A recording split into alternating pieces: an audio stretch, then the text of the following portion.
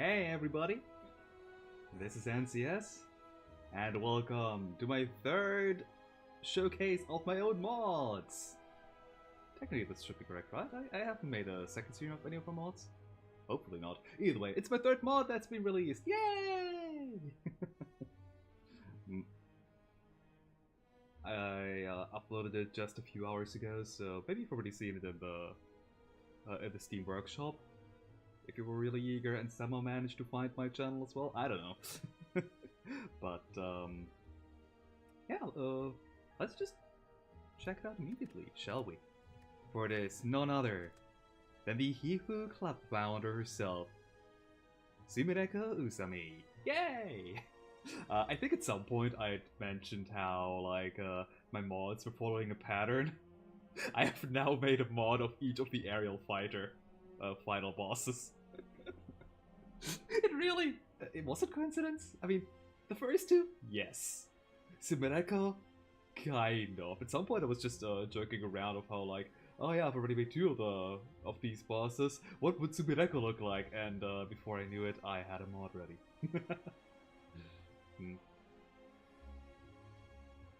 Will I make any more mods now that all the final bosses have mods? I don't know. Maybe? We will see in future, I guess. But for right now, I haven't started any other mods, so there's that at least. Anyway,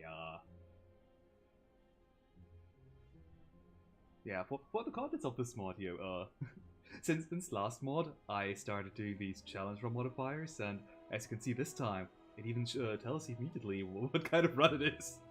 So we have a standard run, we have easy mode, and a couple of other modes. But I don't want to spoil anything, so let's start like we always do, checking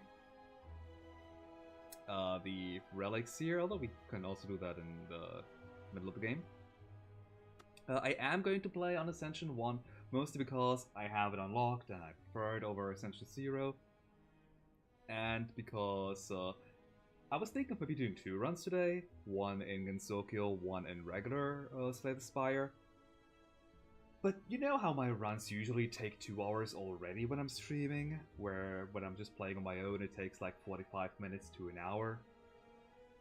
This character takes 2 hours. Like, just straight up. Sumireko, she doesn't want to end, she makes you take 2 hours, so not sure if I can do 2 runs like that. So I'll just go to Gensokyo straight away. And there she is. So for our relics, we have the Zenakard Shuriken here, which lets you deal 1 damage for every non-retaining and non-psychic missile card that is in your hand at the end of your turn. The damage is done to random enemies. Psychic missiles are just token cards, really. I had to add them here because otherwise your damage output would be ridiculous for a starting relic. It pained me to do this. It was a very late choice, like, I think last week? Like, super recent that I removed the psychic missiles from here. But it had to be done. And her second starting relic is the Dream Smartphone. Whenever a card is discarded, gain 2% charge, which is used for certain effects. And whenever a card is exhausted, you gain 5% charge instead.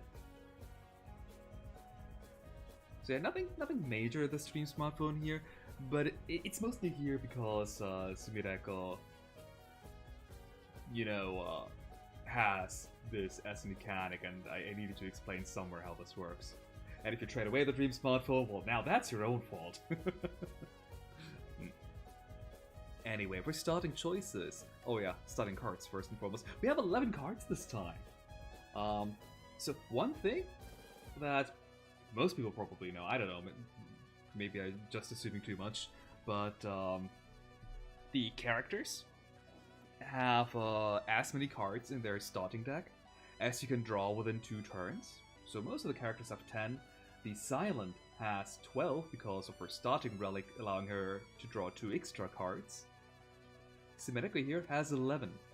Her starting relic doesn't do anything, but outside of these strikes defense here, we have a new mechanic, one of many, Telekinesis, which allows you to discard up to as many cards as are indicated here, and deal 2 damage per cost. So if I discard a strike, I deal 2 damage. Not a whole lot, but it gets better. And ESP specifically allows me to deal an additional 2 damage for each card that was discarded. And when you discard cards, you redraw some. But you draw 1 card less than you've discarded. So if I discard 2 strikes, I redraw 1 card, which means the 11th card. If ESP is your 11th card though in your deck, in your first battle, well, I guess it doesn't quite work out, but I had to die 1 death, essentially. Then we also have Spirit Photography, which gives us 8 block and has a new mechanic that I better show off in the middle of combat. And Doppelganger, which I definitely will show off in the middle of combat. It also has weight. With weight being, oh my god, I have to scroll down a lot. When you discard a card with weight with Telekinesis, you deal as much damage. So if you discard Doppelganger, you deal 4 extra damage, but also Doppelganger has 0 cost, so that's the only damage it will deal. So yeah, there's a lot of emphasis on discarding in this mod, which you will definitely, well, probably see in this run. There are really 2 major different playstyles you can do with this character, with some sub-playstyles, I guess. Let's see which one we will run into this time. We can get colorless cards. Ooh, right, speaking of colorless cards, maybe you've already noticed, we have an additional card type here, Urban Legend. Which I will also explain with combat. We can lose all gold for a rare relic or gain 100 gold. That's the 2 options that are really viable here. The Kappa shop is happening super late, right in front of the shop though, so I'd have to do either or. I'll take that path, which is less good than this one. Because here we have 2 rest sites, 2 elites, which is what I prefer, and an additional elite at the end, wow. Yeah, I like to maximize my rest sites and elites, so I'd probably take this path here. Maybe we're even getting the Sumereko event. During playtest, like, I've been working on this mod on again, off again, for a year. And I've, to be fair, like the first like half a year I didn't really do full runs or something, or at least not against Sokyo. But let's say I've been testing it on again, off again for half a year. With probably like breaks equaling to like 3 months. I don't know. But what I'm saying is I've been playtesting this mod a lot. I have seen the Sumereko event once this week. I seriously started thinking that the Gitsuki mod had removed the Sumereko event. Because I never ran into it. But yes. It is in there, I confirmed it this week. Yeah, maybe we're lucky. So I want to maximize the question marks here early before I run into rest sites and elites. With how long it takes until we're at the Kappa shop, I could lose all of my money for a rare relic. It's like 99. Like a relic usually costs like 150 on before like super high ascensions, or was it already 200? I forget.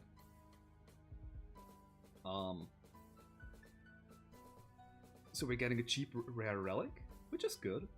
Or we could get 100 gold to like cut a card here, buy all the stuff here, fight against Reima. Reima. Yeah, that should be fine. There's a weird interaction with this battle that should make things reasonable. I'll take the rare relic. Oh no. I get to show off all the cards to say. Oh, that's actually not bad, honestly. And Sumereko loves adding cards to her deck. Or at least I love to do that with her. Like, even more so than with any other class. Anyway, ooh, 3 fairies, that's annoying. Right. So, you might be seeing these orbs here. These are occult orbs, which activate whenever you play an urban legend, so ESP or spirit photography here. Yeah, they get activated, and they don't really do anything until you trigger them, either by playing Doppelganger, like any card with this kind of effect, let's say it triggers, but does not unleash orbs. Unleashing orbs is essentially when you play a non-urban legend, these orbs unleash, which activates their effects. So Tower of Babel orb here deals 2 damage to a random enemy, and then deactivates again. So you have to start. It's essentially a combo chain. What's happening here? And we have dealing 2 damage, gaining 2 block, applying 1 weak. This here is half, so 2 divided by 2. 1 weak to a random enemy. Why this here is halved, I'll explain in a bit. We can increase the amount of cards we may discard via telekinesis by 1. We'll draw an additional card.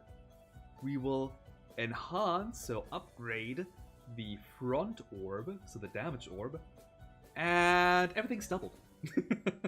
Gotta have a good reward at the end, right? And the reason why these here are halved, why there aren't just 1-1-1, like the Pyramid Orb here, for example, is because of Enhance here. With Enhance, we can temporarily increase the effectiveness of our orbs. This one here, the orb here, the Pyramid Orb here, does it until the end of battle though. So that one's really good. So yeah, things like weak.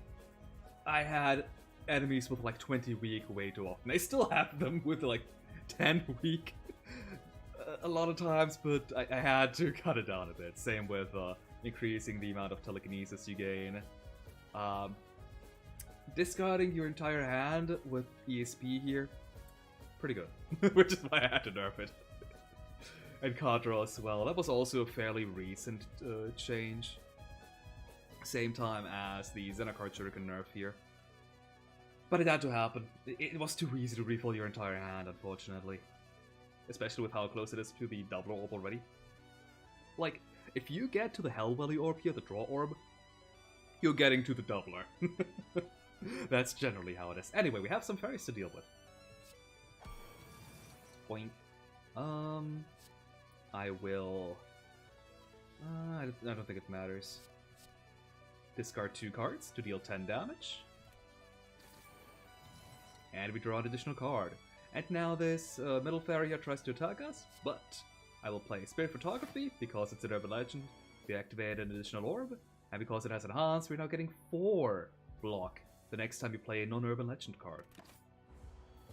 And we dealt 1 damage because the Xenocard Shuriken. Okay, so you're not hitting me. That thing took 2 damage from the orb, nice. So now I can just kill you. And not even bother defending, and instead dealing 3 damage.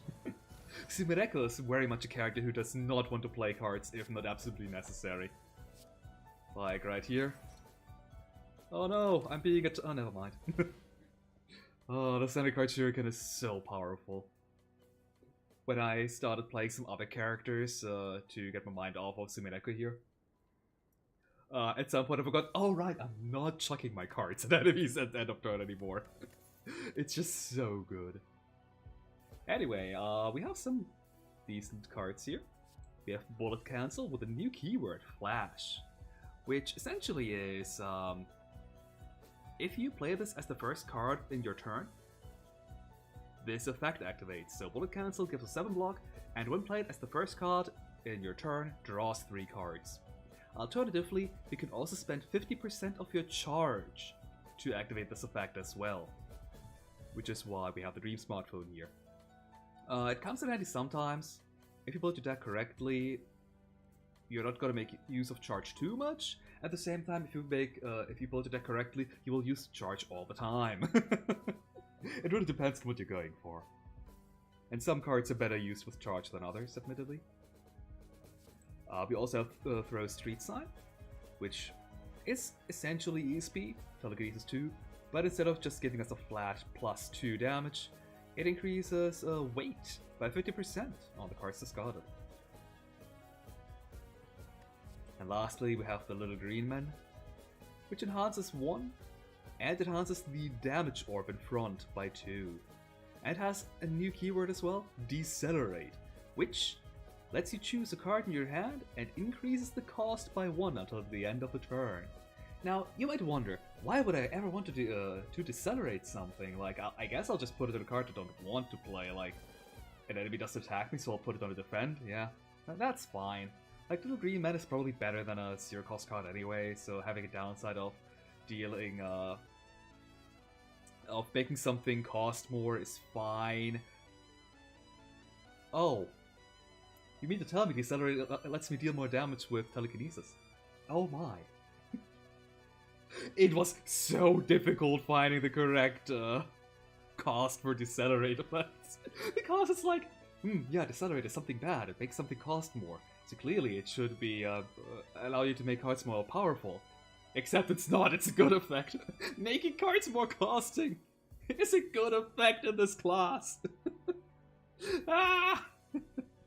I love this mod. Anyway, I'm gonna take a look at these cards here as well. Ooh.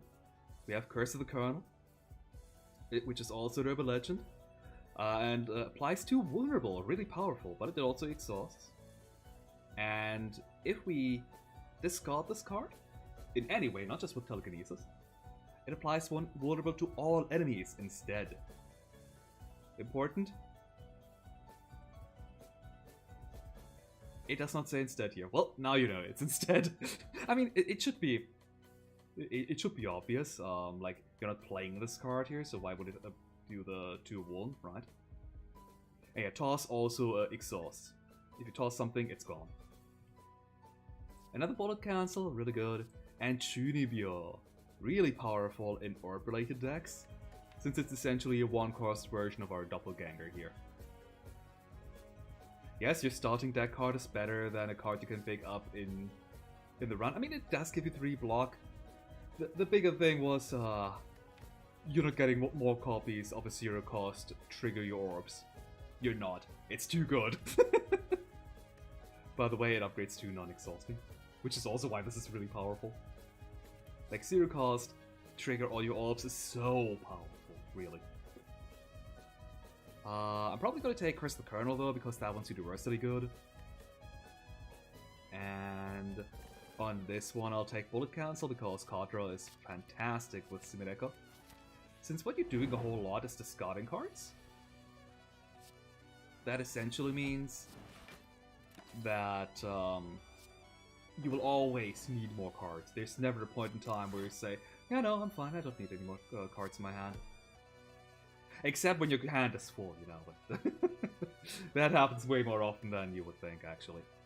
Let me discard Doppelganger here, because that's more than Strike, and the Spurn, because I don't feel like gaining block anymore. This guy I'll let alive at 1. There's a decent chance that the set of card Shuriken will kill it. I got scared there for a second. Sometimes the game says nope, and leaves something alive despite a 12.5% chance. But that's how the game is. 2 more cards. Ooh, Satoru-kun is a new card here. Put 1 card from your discard pile into your hand. Decelerate that card. You don't have a choice. It's just that card that you pick up costs 1 more. So it kind of is like a 1-cost get a card back. Except, well, now it's 2. And remember, you like high-costing cards. I'll probably take Satoru-kun here, even though I prefer the upgraded version. We're not getting that one anytime soon. Ooh. Oh, right, and we also have quick jabs here. Just, yeah, here's some damage, and weight is now 2 higher. It's just a simple card, really. If you need a little bit of damage, yeah, that's what quick jabs is for. More straightforward than trying to toss things at enemies. We have Throw Street Sign again, a Spirit Box. Hey Mima, you will never return.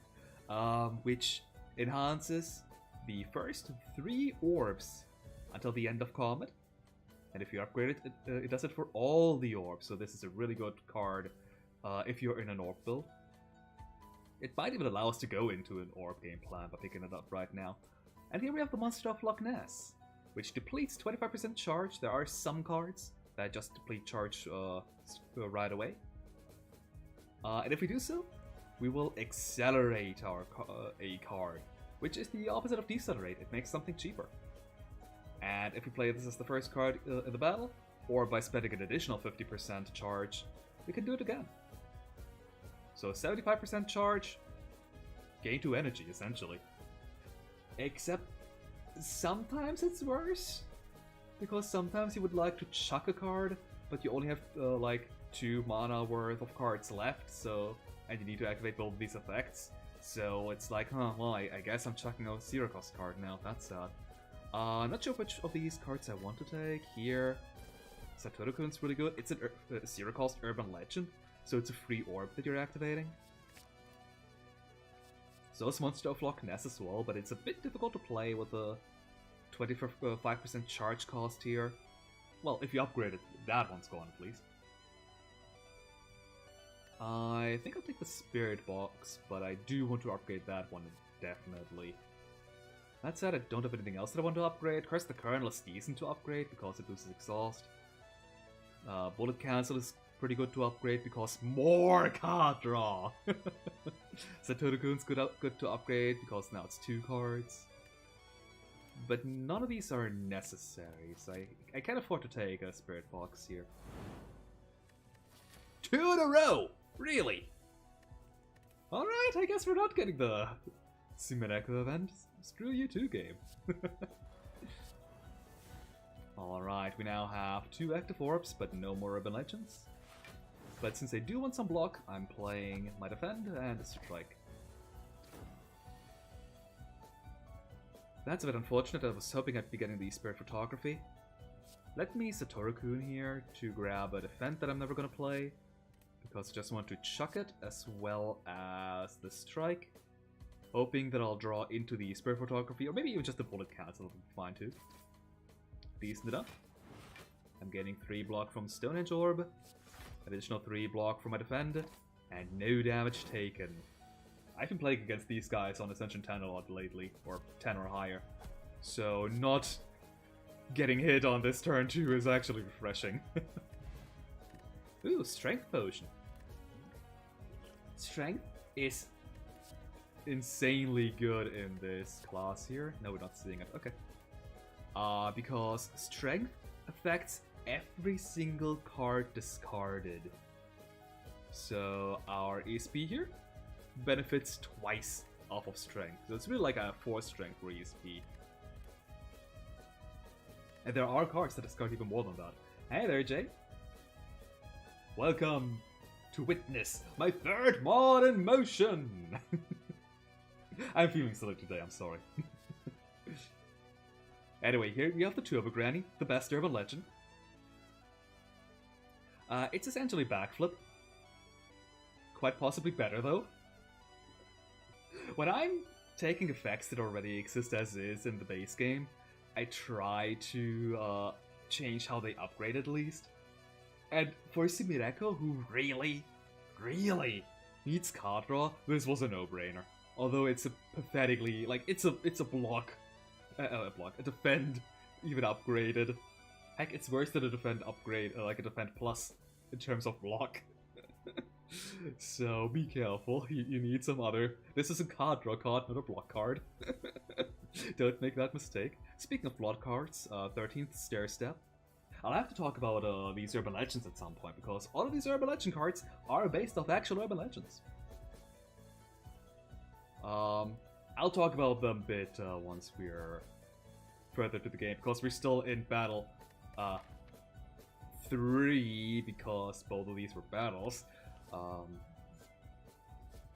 But yeah, 13th Stair Step here gains a 6 block and shuffles a Psychic Missile, specifically the Iron Girder, into your draw pile, which is just a card that deals damage. You know, that's all. Chuck it with ESP, it's better to chuck to the Doppelganger. And like all Psychic Missiles, even though it's not on the effect or the keyword, all Psychic Missiles draw a card when drawn. That was not a late edition. It happened fairly early, I guess, once I added Psychic Missiles. Because otherwise they're dead cards. Hey, I drew 5 Psychic Missiles at the start of turn. I can't do anything. I didn't want them to turn into Sakia's Knives, but now Iron Girder is just Sakia's Knife that cannot be played. But sometimes, like, Lost Primes of Legend probably had their, like, death cycle as well, where they decided, yeah, no, those knives should probably draw, otherwise they're too bad. And I came to the same conclusion, though. The card draw is important. But yeah, 13th Stair Step, good card. And here we have Human Combustion. So what I was saying about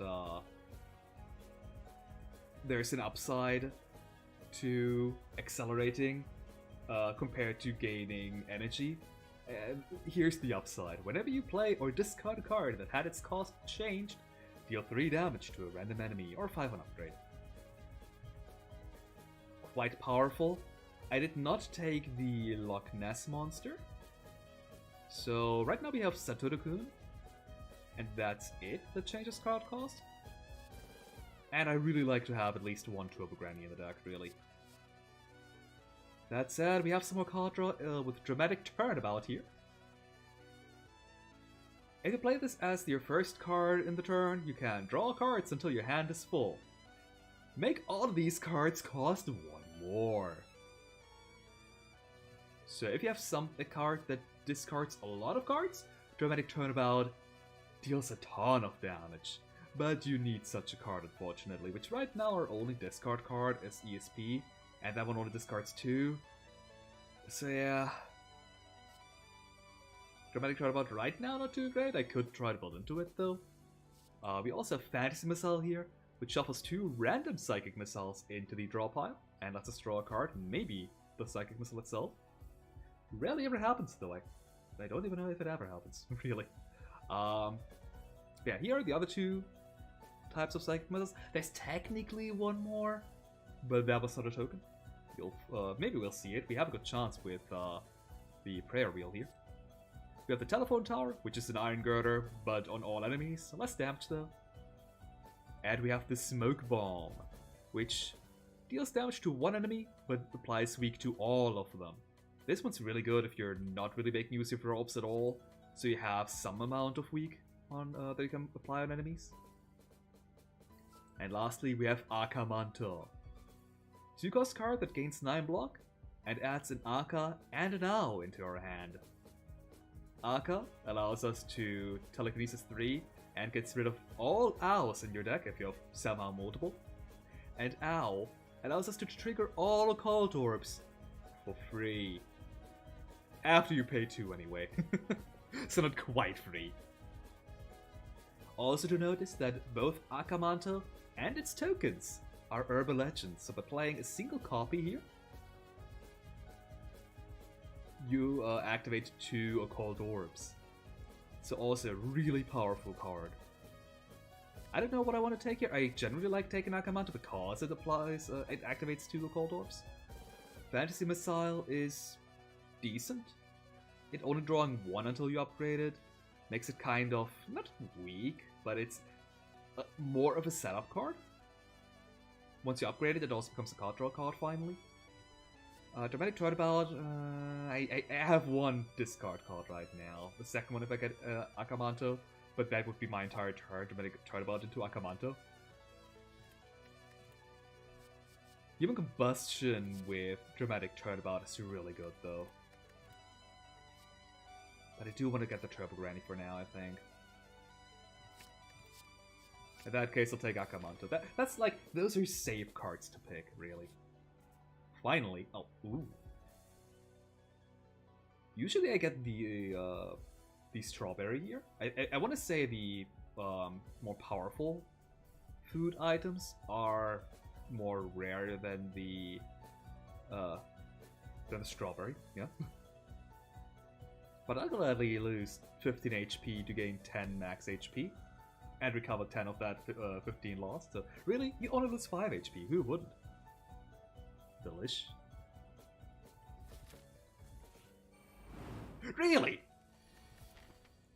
Out of these 3 question marks, out of the 4 question marks, 3 of them were battles. Don't make me restart, game. Oh yeah, we're not seeing Sumideko, unfortunately. Oh well. Wow, Spirit Boxes were only Urban Legend, huh? Let me play it as the last one then, I guess. Because I want to combo to the next turn, since your Cold Orbs do not, in fact, deactivate in between turns. Ooh, okay, that's a bit awkward. Do I want to play Akamanto? No, not really. I mean, I do, but not for... not to play... Ow. I'm probably gonna play Aka, actually. Well, our orb activated, which triggered Rotting Wood, and, well, we gained 5 block, I guess. I can play Saturukun, actually. Regrab bullet cancels to discard, because that one also has weight. Play Akamanto. I could also play Owl, so I'm not taking any damage due to the Stonehenge Orb. But I also have Doppelganger here, which I can do the same thing with. So yeah, let's do that instead. Play Curse of the Colonel. Have 4 orbs activated. And Doppelganger. Since Doppelganger specifically states that it does not unleash our orbs, they're still all active, despite that card not being an Urban Legend. Ooh, we have 3 Urban Legend cards in our hand, which is fantastic. I can upgrade the effect of one of these. Well, 2 really, because the doubler here, yeah, you cannot enhance doubling. I won't let you triple these orbs.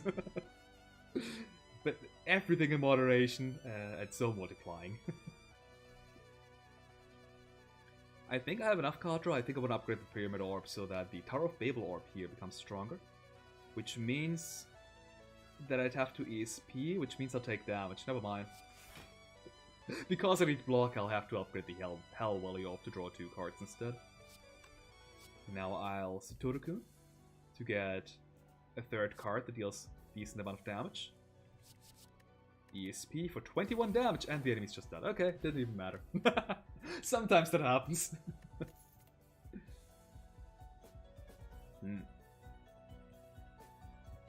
Anyway, we have another Monster of Loch Ness, which would be good, even still.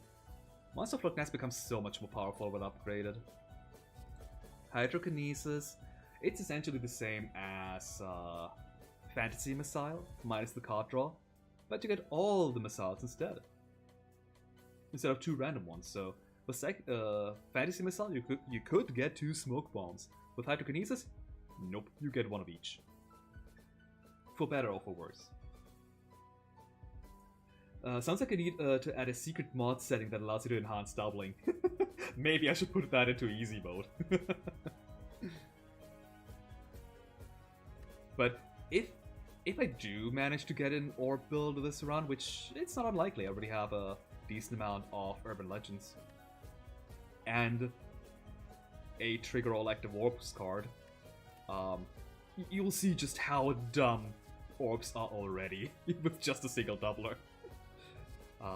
We also have Psychic Nieces Shield here, which is a 2-cost card, so really good for discarding, which gains us 4 block, Telekinesis 3, and gives us 4 block for each card that we discarded, so potentially giving us a total of 16 block for 4.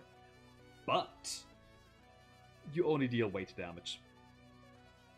It used to deal normal damage, and let's just say this outperformed Dash by miles.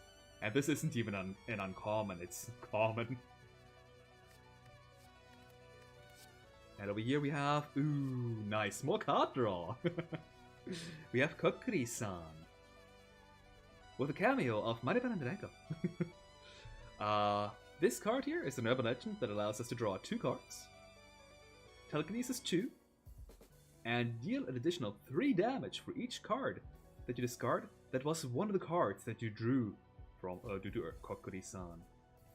The upgrade allows us to be a bit more lenient with what we discard, since we now draw 3 cards. We could always just say, screw the 3 damage, I want to keep all the cards that I just drew. Then we have Psych Explosion. I'm sorry, let me try that again. Psych Explosion! Which deals 26 damage. But it normally costs 6 or 1 less for each active orb. On upgrade, you could consider this a downgrade, because now it only deals 10 on this card instead of 12. But it is what it is. You can upgrade it or not, depending on what your deck needs. And another Psychokinesis Shield. Which is honestly probably the best block card in the entire mod. Sumi Echo's not all that good on blocking, except when she is. She has like this card and another card that are really good, and everything else is like, it gives block, I guess. I'll definitely take Kokuri-san here. Psych Explosion is fun, but Kokuri-san is just ridiculously good. It might... Like, Kokuri-san is one of those cards where I say, if the effect wasn't strictly based off of the Urban Legend, I would turn it into a regular card instead of an Urban Legend. I did decide to do exactly that once, where I turned an Urban Legend into a non-Urban Legend, because the card was just too powerful, and I hope that we run into it, since it is a common card. Since we now have 3 cards, 3 card draw cards, with Bullet Cancel, Turbo Granny, and Kokuri-san, I think I can now easily take Monster of Loch Ness over here. Alright. We are going to upgrade our Spirit Box to enhance all of our orbs instead of just the first 3. Fun fact, Spirit Box used to enhance all orbs on regular form, and on upgrade enhanced everything by 2. It was broken. At some point it even was a 2-cost card and it was still broken, so it turned into what it is now. Upgrading the orbs is just so powerful, especially, to be fair, when it used to upgrade everything by 2. Hey fairies, that's awkward. They are cute though, admittedly. These 2 orbs here, the Telekinesis Plus orb and the Draw Plus orb, used to be not half ones, but regular ones, like the Pyramid Orb here.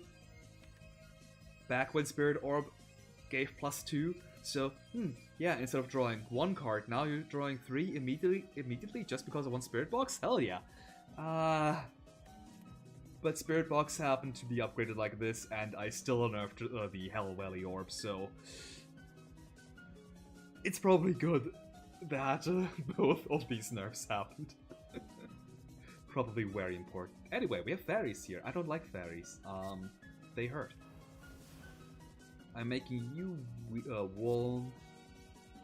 That's sad. I am going to hit this fairy here. Regrab strike. Hit this zombie fairy and pray that the increased strike hits the greater fairy over here. Nice! And that's fine. Now I can easily kill the fairy next turn. We gotta be careful about no here. Ooh, nice. Akamanto, please be a 1-cost. Since we didn't have 25% charge, which incidentally is this bar here. I only now realize there's nothing in this mod telling you that this is the charge bar, huh? Well, I hope the players are gonna be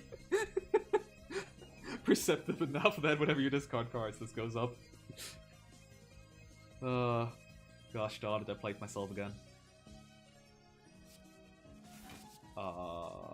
Right. I think I'm gonna just discard cards. Discard Doppelganger here for damage. And every card that is being discarded and deals damage, nice, after an enemy is already dead, goes to a random target. I you apply a debuff on me, so I think I still want to kill you. Ah! We overdrew the spirit box. Unfortunate. But it happens. And look at how good our ring already looks. Alright, Kokuri-san, please. Ooh. I could keep the Monster of Loch Ness, since it, since I can make use of the 25% charge clause, but I think it's better to just discard it. Now, kill Cherno with a frozen. I'm using your own card against you. And the strike. And we've now reached the end of our chain. So now I can play a strike or any card really. Even if you play an Urban Legend, all of your orbs will trigger, since there's nothing more to activate. Is there anything that I would like to draw into a Spirit Box, I guess? So let me Satoru-kun first. I guess I could use Satoru-kun to guarantee that I can, like, activate the first orb, but I drew a Spirit Box, so hell yeah. Just what I needed.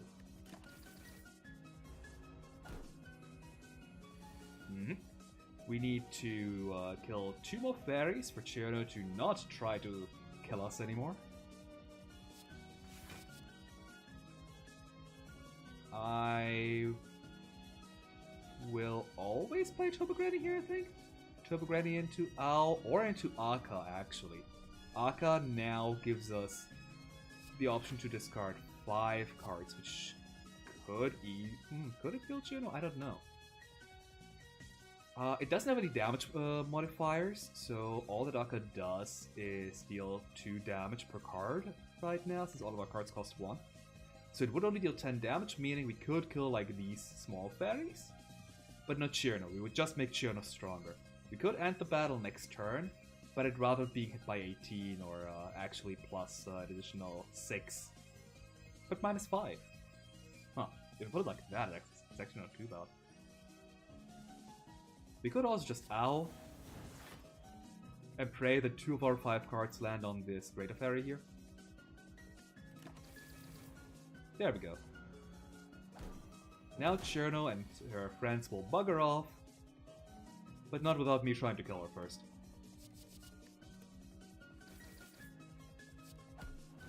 There we go. Justice has been served.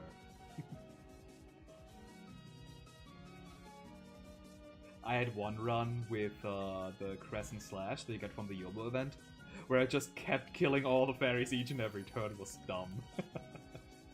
Oh god! Danger Metropolitan already. Little early for that, but what it does is, whenever you draw cards that have weight, increase it by 3. You know, that's all. Right now our only cards that have weight are Bullet Cancel, Doppelganger, Curse of the Colonel, and Monster of Loch Ness, which isn't a small amount actually. But it's a 3 cost. It used to be a 2 cost, but that was just too good. Like, this is your demon form. Without even being a form. Like, that's how good it is. It's a form. Without being a form. Yeah.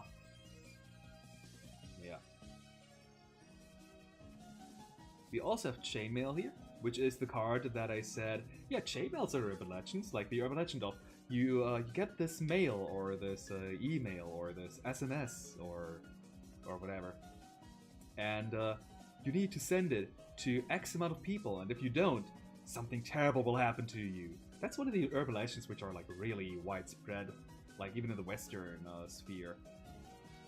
So yeah, this is clearly an urban legend, but a 0 cost urban legend with telekinesis means you can keep your your occult orb chain active, increase your telekinesis plus orb, and you just have free telekinesis forever. This card was so broken. And all it does really is deal 2 damage. Discard 2 cards and deal splash damage to all other enemies. On its own, this card is not too great. In combination with everything else, this card was broken though. So yeah, I had to turn it into a non-urban legend. It's unfortunate, but it's fine. Sometimes you have to do these things for balance purposes. And lastly, we have our 13th Stair Step again. I think we're doing fine on block, especially with Akamanto being in the deck now. So I guess I could take Danger with Hippolytan. The funniest thing is, with how this mod deals damage based on cost of cards, you don't mind having high cost cards in the deck and then just chuck them. But then again, I have enough card draw cards that Chainmail is decent. Just a 0 cost card to deal some damage with. I think I'm gonna upgrade Monster of Loch Ness. Just getting one free Accelerate no matter what is really good.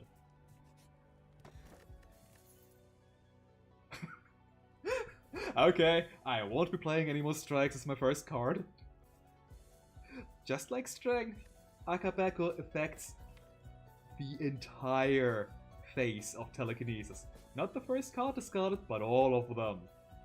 So ESP deals an additional 16 damage instead of just 8. Thank you. Ooh, the moment Fractured. We have another chance of getting the Sumereka event. No. Ooh, we're right in front of the shop too. That's unfortunate. I do like upgrading random cards though. I guess I could afford the Elite, but I like events. And I really wanted to try and get Occult Orbs. I have 2 sets of Occult Orbs! I don't have a need for healing, and I don't like not using the event, so I guess I'll not use the shop instead. And we upgraded our Turbo Granny, which is fantastic. More card draw is never a bad thing. I could take this path here, get another event, but I'd be losing out on an Elite, which I like even less. So maybe getting a good card that's on sale or something. No. Chainmail's on sale, thanks. We've already seen Street Sign. Delusion of Grandeur. Really fun card. You have to play this as your first card in your turn, or, you know, pay 50% charge to double your current energy. But all of your cards in your hand cost twice their normal cost. Which means essentially you're gaining nothing. Use this card to do nothing. Well, it's not quite like that. Because of Telekinesis, you're now dealing double damage from cost at least. And hey, because Telekinesis allows you to redraw cards, maybe you draw into some good 1 or 0 cost cards, or like just not double costing cards, you know? Then we have Death Mirror here, which is essentially Curse the Colonel, but for weak. But it's also Tiny Flame Barrier. Deal 3 damage back for this turn. And lastly, we have the Witching Hour, which enhances your front orb by 1. Each time you activate an Occult Orb, upgrades to 2. This one is really good for an orb build. Sadly, we don't have the money. Which means we'll have the money for the Kappa shop. Oh hey, it's Mamizo. We can play Monster of Loch Ness to make Akamanto free. Yes, you can decelerate the same card twice. And now I can ESP. And because Aka has 6 weight, I'm gonna discard that one. And defend. 28 damage, huh? Oh, Akabeko, you're silly. Now I'm going to Turbo Granny. Ow. Which will give us 1 extra orb, because it is an urban legend that also triggers your orbs. And might as well play activate the Turbo Double Ganger here. Turbo Ganger? What? I could play a Strike to deal 5 additional damage. Or I could not, and instead keep my chain going. I think the chain's more important. Especially if we get, Spirit Box. I was thinking of Spirit Photography, but Spirit Box is good too. Now, Curse of the Colonel. I don't even care about the weak vulnerable here. I just care about activating the Lunar Capital Orb, because whatever we play as our first card next turn, like this bullet cancel here.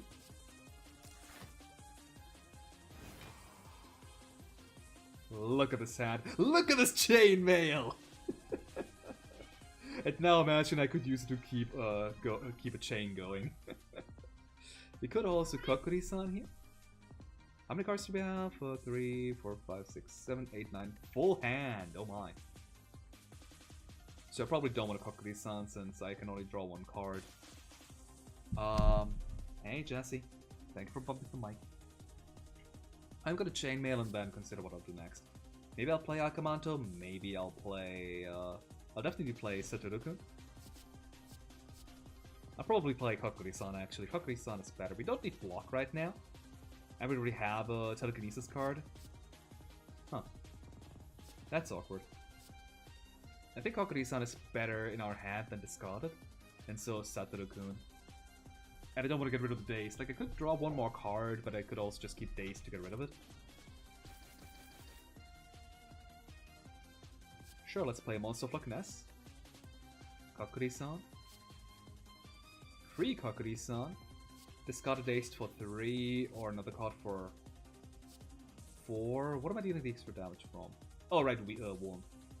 You are still warm, I forgot.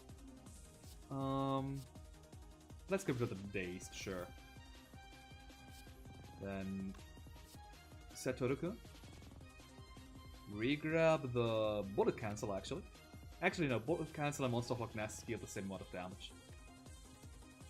Bullet Cancel now costs 1 more and has weight. So it deals now 12 damage. We go on defend. Welcome back, Satoru-kun. Give me some more card draw, please. Not that I can make use of it. Now I do want to play this strike here. Just kill Mamizo, you know? Even get a free chainmail out of the mix. Third form? What do you mean? Mamizo doesn't have third form. Oh my...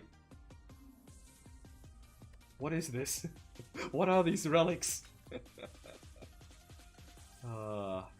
Here we have forward A. People who have played the Marisa mod might realize a slight reference for this card here. Yes. FA gives us 2 cards and 1 strength for this turn. 1 strength might not sound like much until you remember, oh yeah, if I discard 7 cards, that's actually 7 strength. So, don't underestimate this flex here. Little green men are back. And the Violet Detector. This turn, whenever you discard a card, gain 3 block. This is a really good blockading card if you have the mana to do it. Like, if you need to do, like, Violet Detector into Turbo Granny and then into ESP, yeah, it's just 6 block, not that great. But if you have, like, Kokuri-san and Chainmail, and can somehow sneak in a Monster of Loch Ness and Akamanto him there, oh my god, you're getting into the block now. I already have 20 cards, this is just Act 1, I think I'm good. As good as Violet Detector is, I think I want to wait until I have 1 more energy or something. Anyway, over here we have nothing we can afford. And in this shop here we have Scrap. I forgot how the Gensoki mod works. Don't right-click shop cards.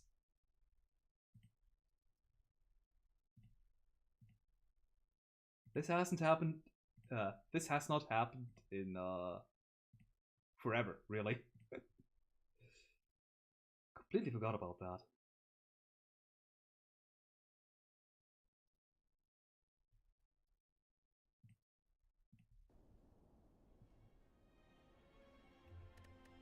Okay, the game's saved. Thankfully. Do not right-click these. Blemish Steel here costs 74, which means we can only buy Blemish Steel for a guaranteed rare relic. Or we can grab a common and a random relic. Random relic could be a rare relic. And I like to gamble. Okay, that's a lie. Some common relics are just really powerful as well. Like Vajra, for example. Oh god, Vajra is so powerful in this mod. There's a reason why there's essentially no strength gain for Sumideko. Because she breaks everything. That's unfortunate.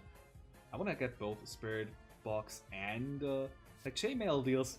Okay, 11 damage. Only one more damage than a defend here. So I'm just gonna get rid of the 2 defense. I don't need to play them this turn. And Spirit Box is just so much better. Even if we pop it right now. Additional 80 damage. Plus what we do from our orbs. Let's pop the barrier and deal 1 more extra damage. I should note that orb damage and Zedekar Shuriken damage bypasses Aya's barrier. That said, I don't think we are able to... Yeah, I can like strike her, but unless I drink the potion, we're not dealing attack damage to her. And Illusionary Dominance, yeah, makes us deal unblocked attack damage. So at that point, I mean, if I'm playing a strike, I'll do 3 damage from the Tower of Babel Orb. I get enough block from the Stonehenge Orb to not care. I think I'm just gonna play the Scrap Iron here. Get working on that. Alright, ESP and Strike. This Bloom. Discard these lovely cards here. Turbo Granny, nice. And it looks like we cannot. No matter what I grab here. I mean, wait. The orb killed Aya! We didn't take damage. And oh no, we get a frozen egg. Sumideko has a ton of. Oh my. A ton of fantastic power cards. And that's one of them. So let's go from right to left. Take it over here. It triggers all of your cold orbs twice, not your active ones. All of them. But half the base value of each cold orb. So it's a really good finisher if you're in an orb build. Or if you upgrade the orb and have all orbs active. It then will deactivate your cold orbs as if Teke wasn't an urban legend. And if you toss Teke, it's just a doppelganger, really. Then we have Teleport here. Gain 9 block, which isn't a whole lot for a 2-cost card, but it does also accelerate a card in your hand, so it really is a 1-cost card. And then it doubles the cost of 1 card in your hand. And then we have Tsukimon, the Gap Woman. Hi, Yukari. Wait, Yukari? Yukari Silver Legend? Oh, Yukari! Stop being such a attention whore. There we go. Yeah, Tsukimon here normally costs 2. And for good reason, because this card is dumb. At the start of your turn, decelerate by the sum of the cost of all cards that were in your hand at the end of last turn. Or in plain English, at the end of your turn, it memorizes the entire cost of your entire hand, and then puts it on 1 card of your choice in your next hand. Hey, Destruction, thanks a lot. You've come... You've come to witness one of the most silly cards in this entire mod, but no, they're all silly. But this one is specifically silly because it makes things cost more, and it's a fantastic card. As for why, you'll see in the next battle. In fact, because I will take it. Oh, the next battle is the battle against Shrine Maiden. Maybe it's not as good here, because Reima really, like, Reima makes us discard cards and we don't like discarding.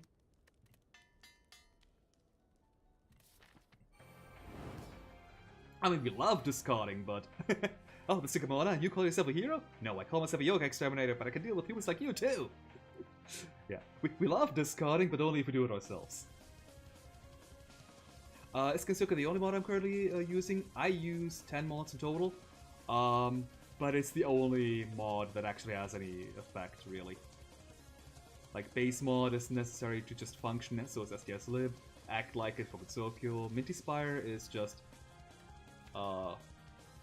like the upgrade stuff, that it shows, like, if the text changes. Like, do I have a card that changes text?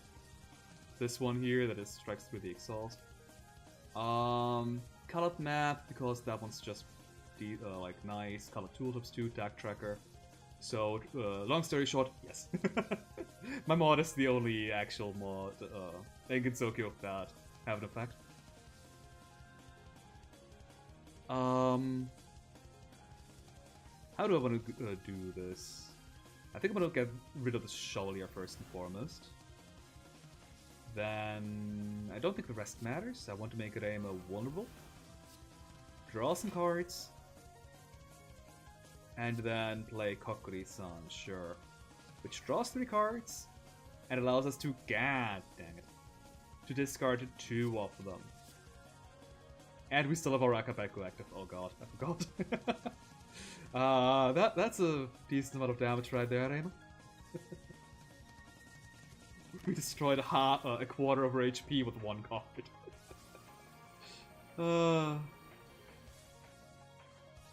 I'm surprised he does use Juggle and the other act mods that aren't based on something. I mean, for right now, this stream is only for showcasing my own mod here. I might want to activate some other act mods, but I'm just so used to Gensokyo, really. And when I'm showcasing other character mods, I want to showcase like the character, and if I do like, say, Library of Runa, which is so difficult, it becomes hard to judge the power level of the character itself. Which is why I generally prefer to just have a mod I'm familiar with, like in Gensokyo, or use the game base game. Okay, so we have 3 of our orbs active because we played 3 Urban Legends in a row. But the only Urban Legend we have now is Spirit Photography, and I need to end on Chainmail if I don't want to get clocked by 50. So I'm gonna play a Bullet Cancel because Flash makes us draw 3 cards if we play this as our first card.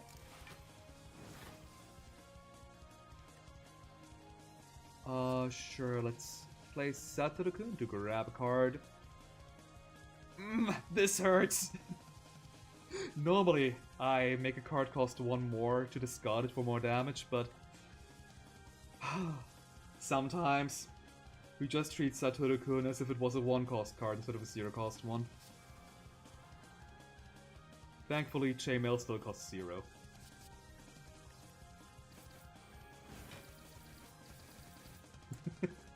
All of these cards took damage, splash damage.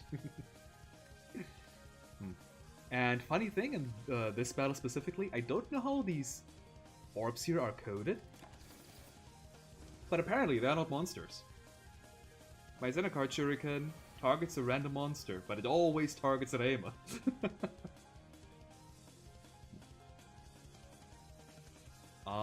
We're being attacked for 7. I don't really have a good card to... I don't have any card draw, shit. That's awkward. I guess I can just use a potion. That would be fine. I need to end on Strike. I guess I'll get rid of... I'll make Doppelganger cost more. And then discard from Reima's effect Monster of Loch Ness. Yeah, that sounds reasonable. Hey, we got a potion belt. Nice. Yeah, and as you can see now, Doppelganger costs 4. And that's a good thing. Well, not right now, necessarily. What made you pick Sumereko to make a mod for? It was really... well, somewhat coincident. Really, again, no card draw or discard. Really? God damn it. Choose a card to discard. Probably Satodoko, and I don't have any need for the cards in my discard pile. I'll play Defend, then Spirit Photography because I want to upgrade my damage orb specifically, and then upgrade all of my orbs. It was really just a happenstance that I made a mod for Sumereko, since I'd realized, oh yeah, my first mod was Kokoro, the first of the Aerial Fighter final bosses. Then I made a mod for the Yorugami sisters, the third Aerial Fighter's final boss. So really, I'm only missing Sumereko now. Wouldn't it be fun if I made a mod for Sumereko? What would her gimmicks be? I don't know. Probably her occult orbs, and maybe like she throws center cards, and maybe something cycle discard based, and I had a gimmick. Then I just made a mod for her.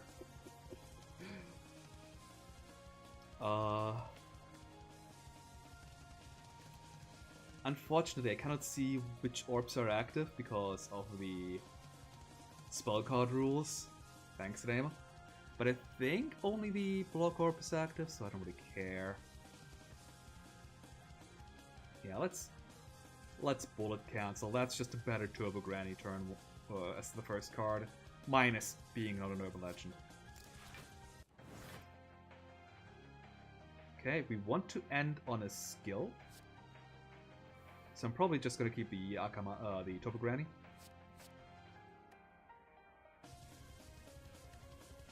Yeah. And as you can see now, we're discarding a 6-cost strike, which now deals 12 damage instead of just the usual 2 damage that the strike would discard for. I love it when everything's pinged. Ooh, if I play Kokiri-san now, though, I am gonna get attacked by the Yin Yang Orb unless I attack the Yin Yang Orb. Yeah, that's fair. Or I could Monster of Loch Ness. Ooh, perfect. So now I can monster.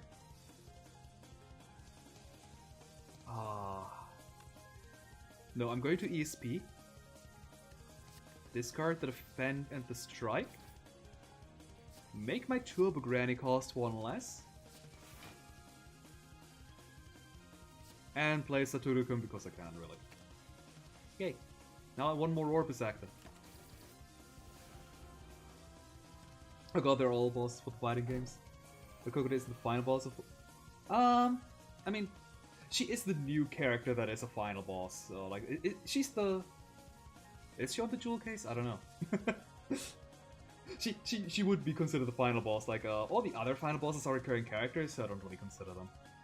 But yeah, technically the final boss is Reima, Byakuren, and, Miko.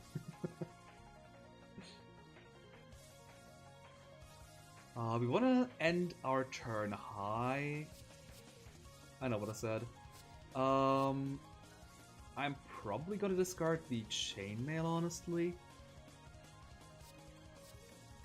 Because we only have so few cards that discarding cards becomes troublesome. So I'll just strike Reima and cowardly run away to the top.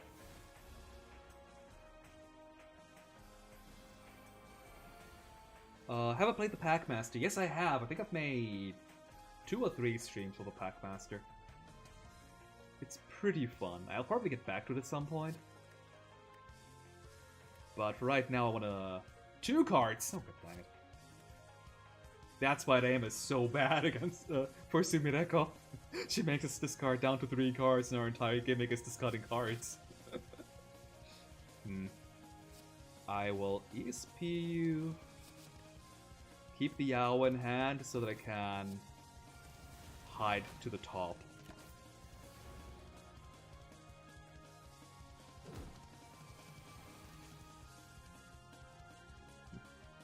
Oh yeah, no, don't worry. Sumereko hat for Packmaster when? Ooh, yeah. She does have a fancy hat indeed. And Marisa has a hat in the Packmaster. God, I'm glad I have card draw. Where are my attacks at? Okay.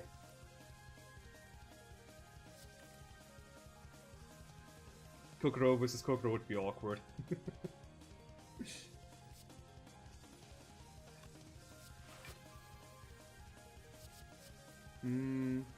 Not the Dazed, I want to deal more damage. I'm likely to draw... I am going to draw into 2 attacks next with this here. Question is which ones. Strike and Chainmail. I think I could Chainmail away the Strike and Daze to draw into an extra strike. And Satoru-kun, anything really, I can't play it regardless.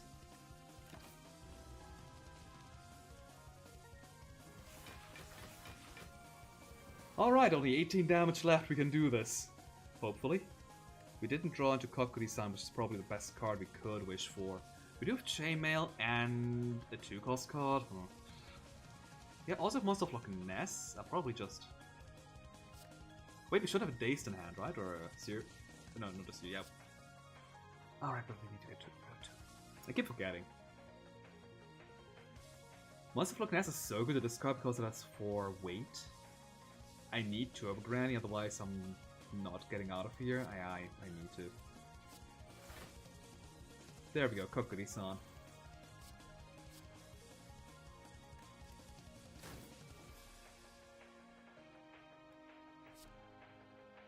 Reva, you better be sending over this chamber to somebody else, or you will die.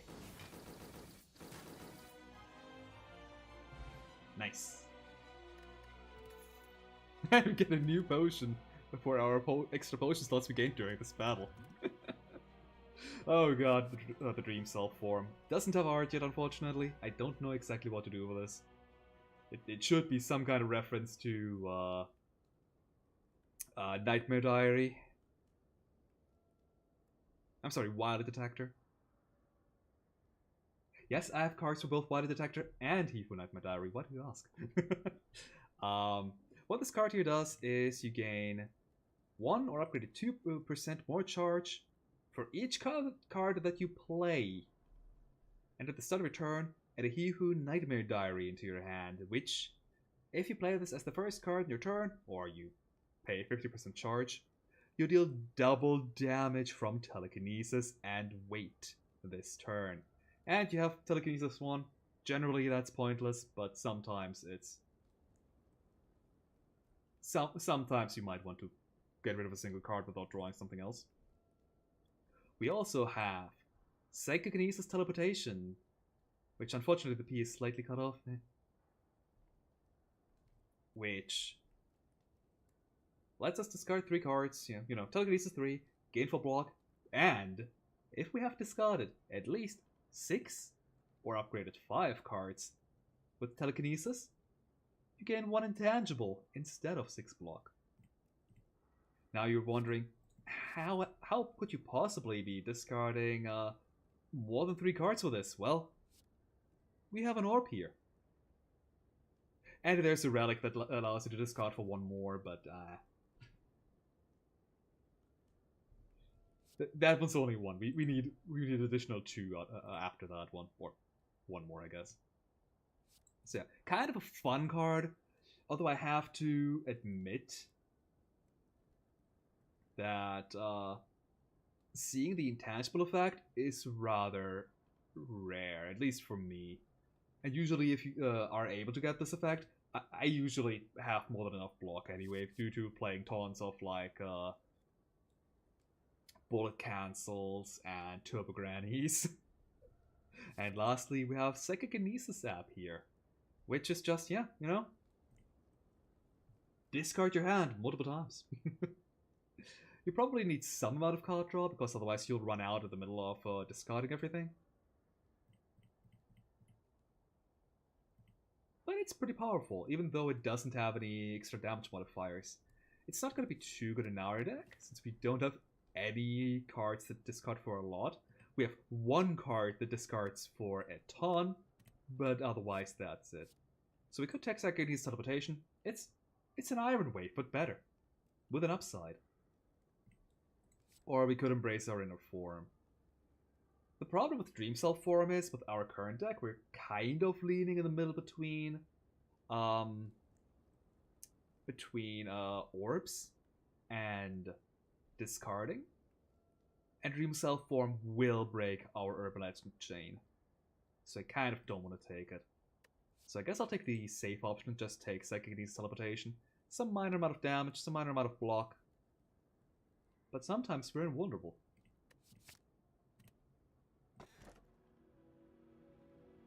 But what if we were even more invulnerable? So we can take the Ectoplasm, which, unlike my last mod, is back in rotation. Yeah.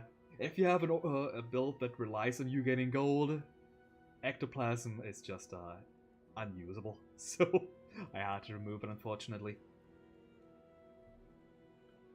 Empty Cage we can get rid of like 2 strikes or 2 defense or both.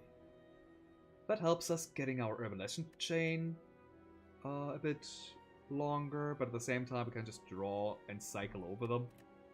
Unless our entire hand is nothing but strikes defense, which happens more often than you would like. Or we could upgrade our center card shuriken into a barrier enclosed center card shuriken. I couldn't think of anything for the well, it's not so much that I couldn't think of an effect for these, but how the fuck do you type barrier enclosed center card shuriken into this frame here? It's way too long. So I turned both of them into relics instead. And what the barrier enclosed center card shuriken does is, you like dealing damage? What if you also gain block on top of that?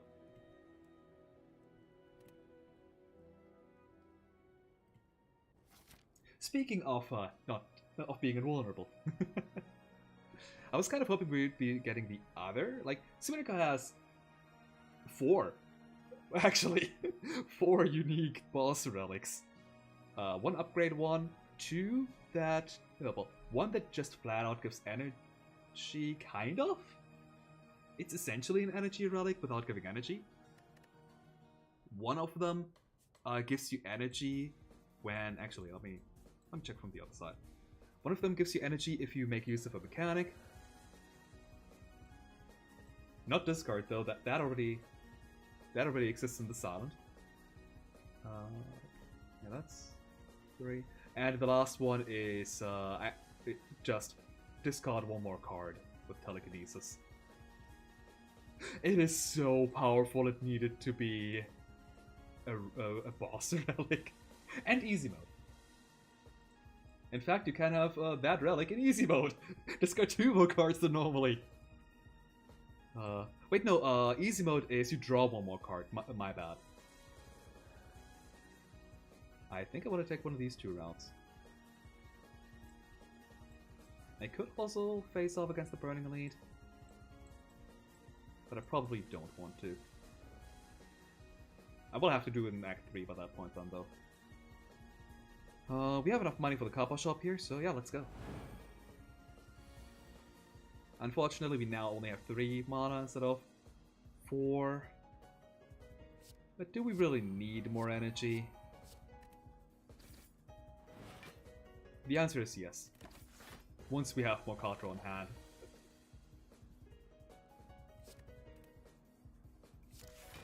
Which thankfully, bullet cancel is card draw. Let's play the shovel. We want to get this relic at some point. Let's grab bullet cancel. I don't have any. Oh wait, I do have this discard in my hand. Excellent. And this Chomper's gonna be dead, but before it has like all the debuffs on us.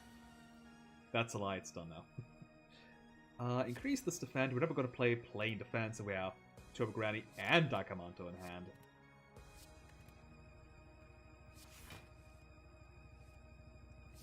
Akari-san, you say?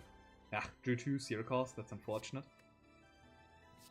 I mean, I guess that just means we're gonna get rid of defend. Play Akamanto.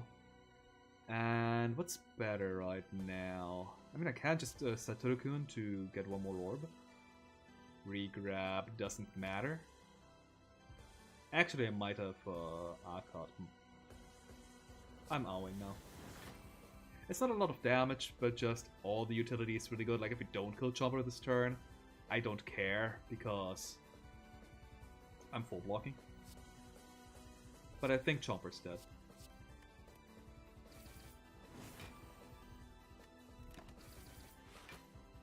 God, I love the center card Shuriken. It's such a good relic. Oh, Hanaka's under the toilet. If there's a card that I'll nerf the upgrade off, it's you. Because Hanaka's under the toilet. It has telekinesis too, so not a whole lot of damage, but it shuffles an Iron Girder or upgrades to 2 Iron Girders, which is probably too good. It used to upgrade to 2 cards drawn, but that kind of felt, no, I don't want this. So Iron Guard is essentially 2 cards drawn, right? But it's also additional 7 damage. Maybe I'll turn it into an Iron Guard or a Smoke Bomb or something. I don't know. But Smoke Bombs are also good, just not damage-wise. But the damage is what I'm worried about. Like, that's 7 extra damage an upgrade.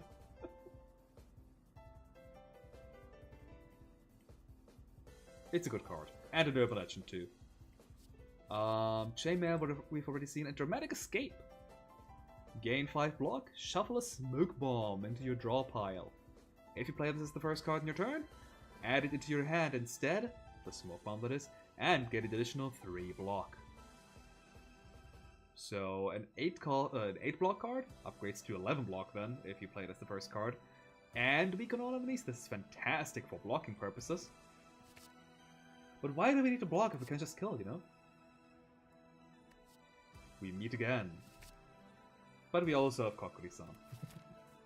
Kokiri-san is just too good. It's good damage and card draw, something that Sumineko just needs to have. And it's Urban Legend stuff. Hey, Evie. What do we get here? We have 100...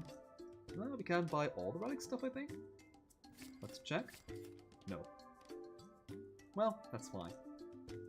A rare relic is better than a random relic, if I can afford it.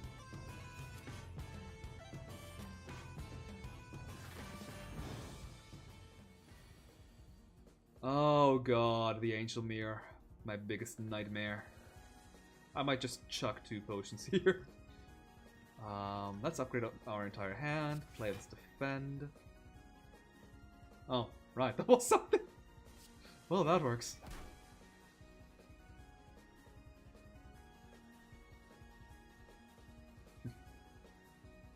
If I want to play this other strike or the scrap iron, I think against this guy I just want the Ancient Mirror dead. Since with Sumireko, most of her attacks are multiple small pings, and the Ancient Mirror deals 5 damage anytime we don't get rid of the entire barrier. We're gonna take a ton of damage from this thing, so I just want to kill it as soon as possible. If possible, that is. I could deal more damage. No. Get rid of the shovel and then Monster of Loch Ness the strike. Make the strike cost 1 less. Get you down to 2 HP. Down to 1 HP! No, it's so close. Oh well.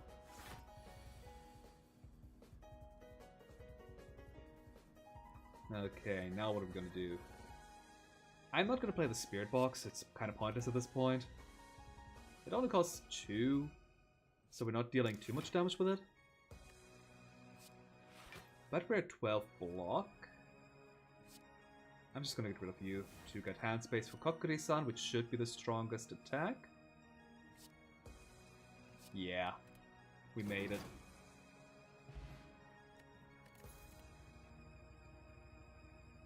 Alright, we can get another bullet cancel for more card draw. Fatal Frame. We are not enough on the cycle build. Or more like, we don't have any tokens. Since tokens, since the psychic missiles exhaust, and exhausting gives us 5% charge, Fatal Frame here wants us to make use of the of exhaust to gain a lot of charge, so we then just deal 50 damage for 2. Or even 66 on upgrade. We could also take Trinibio, make more of our orbs. And over here we have, ooh, Teke. We've already seen it. We might be enough into an orb build at this point for Teke to be useful. Another Hanako out of the toilet is pretty good. But another monster of Loch Ness is also... I'm gonna take Teke. I think I'm gonna go orb build now. Ooh, this one. Reduce our max HP by 50% during the next boss battle, but we get a free copy, well not free, but a copy of another card in our deck to our hand. If we beat up the next boss. Really? Ooh, Polybius is really good. God, I have yet to talk about a single urban legend that isn't chainmail. Miki Momo here? Miki Momo 46, I'm sorry. Gotta say the entire title. From now on I will refer to Miki Momo 46 as Miki Momo. Enhances the front orb by 4 and triggers the rightmost occult orb. So the damage orb is immediately triggered after being made stronger by 4. And it targets all enemies now. And if you play Miki Momo as our first card, it's going to repeat this effect at the start of next turn. So Miki Momo is really... Like, Miki Momo wants you to play all occult urban legend cards after it being played. And so you keep the enhancement from playing it until the next turn, so that you essentially deal 8 extra damage to all enemies on the next turn. It's ridiculously powerful. But speaking of enhancing the front by 4, we have Polybius here. Enhance the front orb by 4 and trigger that occult orb, and shovel a telephone tower into your discard pile. You know, as you do. Upgrades to doing that for the draw pile. Considering I can only buy Polybius, that's what I'll do. I really want to remove some cards at some point. Where is Lunasa when you need her, so you can exhaust all of your strikes and defense played? I don't think I need the upgrades. Some upgrades are decent, but I don't think I need any. Actually, I need Teke, but that's only one.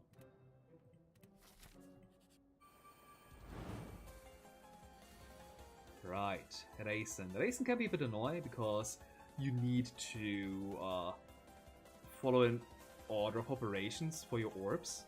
You want to keep chaining the urban legends. But then it's like, oh, okay, my next card is gonna be exhausted, so I'll just play this defend. Oh. So you might not be able to keep this chain going. That said, I'm gonna Turbo Granny. Then Curse is going to exhaust regardless. Then I'm going to Polybius. And then I'm going to Tsukima, since that one cannot exhaust. And I'll take 3 damage, which is fine. I keep my chain active for now. And I have to deal with these Kunikuna at some point. Crud. I don't have any card draw on hand. I could hope to get some with my colorless potion. Oh, but I don't have any urban legends that actually... well, I'm not going to play this defend. I'm gonna play Chunibyo.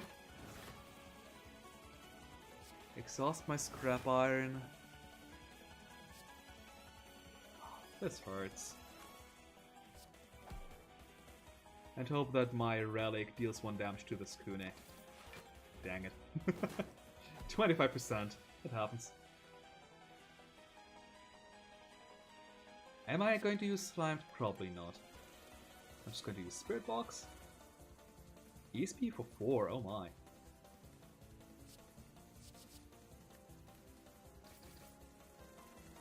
Sure. I don't think I need strikes at all. And I thought I had one more mana. Whoops. Ow, Raisin, you suck! It happens. Now we're gonna play the strike. What do I want to get rid of? Because now I don't have any cards in hand that... I mean, I guess a strike, but, well that. I'll play this one. Blemish Steel. Get rid of Monster Flock Ness. That's fine. God, we've only dealt 35 damage so far. Oh no, Raisin, why? I'm starting to... Fuck, I'm drinking the potion. That's why Raisin sucks. There are just so many cards you don't want to get rid of, but she forces you to do so anyway.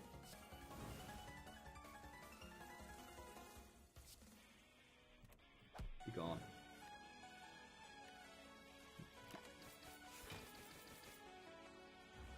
Yeah. I guess by this point I can actually finally talk about some urban legends. Like, let's talk about Polybius. It's probably one of the more known urban legends in the Western Sphere, since, well, it is a Western urban legend. And Polybius is like this weird arcade game that's supposed to have existed, that lots of people that played it like had these terrible headaches after playing it, and just caused a lot of distress. And it's rumored that this game was like made or like studied by the military for evil military purposes after like its effects were commonly known, and it's weird. It exists. But it's a fun urban legend regardless. Oops, don't have my mana for Tune of You anymore. My bad. Nice. Turbo Granny, of course, is an urban legend featured in the fighting games. It's Byakuren's urban legend. Turbo Granny is this old lady that you can see when speeding on the highway. She's not really riding a motorcycle. She's actually, I think she's just running next to your car. And like you look over, see this old lady just running next to you. And from like the surprise while you're speeding at top speeds, you get into a car crash and die. Turbo Granny was supposed to deal damage at some point, but it turned into a different card. Turbo Granny used to be Iron Wave, really. Harp over here is some kind of weather institution, I think? I don't really fully remember this one, but it's Tenshi's urban legend, which is why she like influences the weather with it. Not that she couldn't do that with a sort of Scarlet Perception to begin with. But here, it makes all of your cards in your hand gain 3 weight or upgrades to 5. Really good in a cycle heavy deck. And card draw heavy, like if you have an entire, like a hand full of cards and play a harp, oh my, you now deal a ton of damage. And Mothman, it's a Mothman. That's all. I guess it sucks your blood. Mothman really isn't much of an interesting urban legend, but it's like a commonly known one, and not only because it keeps reappearing in Castlevania. That's where I know it from. Mothman is a 5-cost card.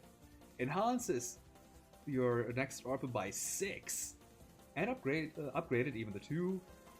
By an additional 2 for this combat. And each time this card is discarded, reduce this card's cost by 2. So it's really decent in a mixed deck, where you have a lot of discard to, like on the first time, it deals 10 damage. And eventually, you can play it for 1, or even 0, but usually the enemies are dead by then, to enhance by a ton. That said, I'm gonna take Turbo Granny, because Turbo Granny is, it's card draw. I'm sorry, I want to get my card draw. Card draw is disgusting, especially if we get 3 block extra, just from, well, 2 block really, from playing that. I want to upgrade Take It Take It so I can actually make use of this card. It's so much better upgraded. Fun fact about... Oh yeah, the Tails. Yeah, I knew about that one. the Kitsune effect. It's so weird that Kitsune lose their tails once they get 9. Like, back down to 4, so a Kitsune with like 5 tails could either be 500 plus. No, 400 plus because we start with 1 tail. Or over 1,000. Like, you don't know, but one of the two.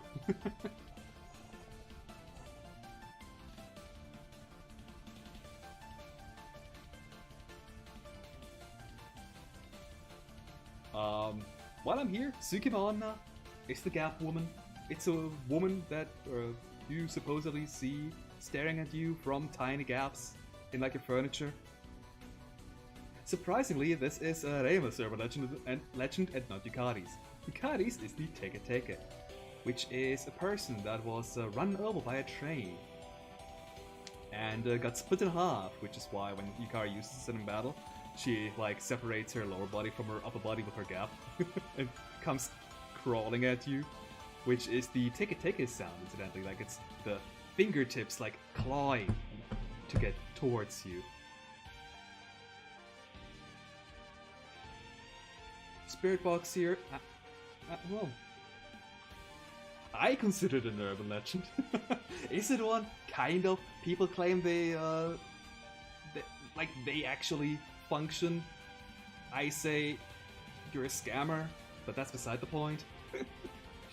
Yeah, it supposedly allows you to communicate with the dead. And that's all the urban legends that I have in my hand. I definitely want to Spirit Box here. I definitely want to Turbo Granny so I don't take damage, or at least not that much. Turbo Granny again. Chunibyo is perfect here, because we can make Tenshi weak. Which means I could make a card more expensive by 1, 2, 3, 4, 5, 6, 7, 8, 10. Did it count Sukamana as well? 9 or 10. I would be taking 22, 35, minus 25 damage though. I don't think I want that much damage. Not that I'm not taking any damage, I'm still taking 10, but you know. Oh wait, no, I don't, because I have boss spelling.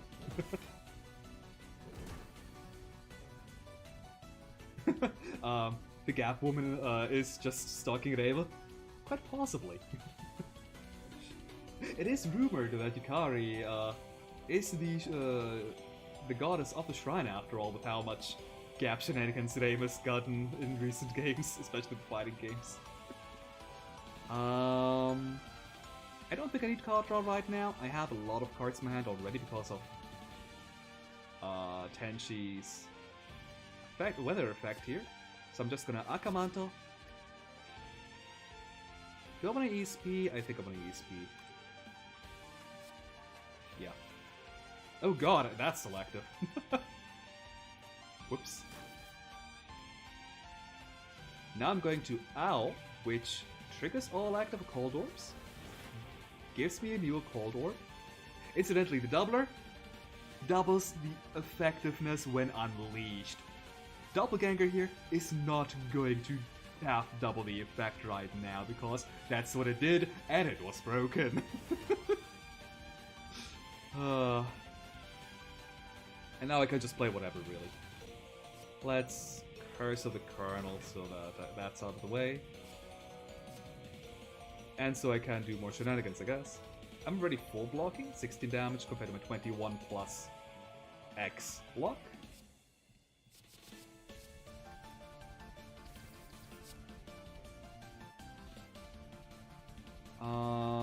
Sure, yeah, let's make Kokuri-san cheaper.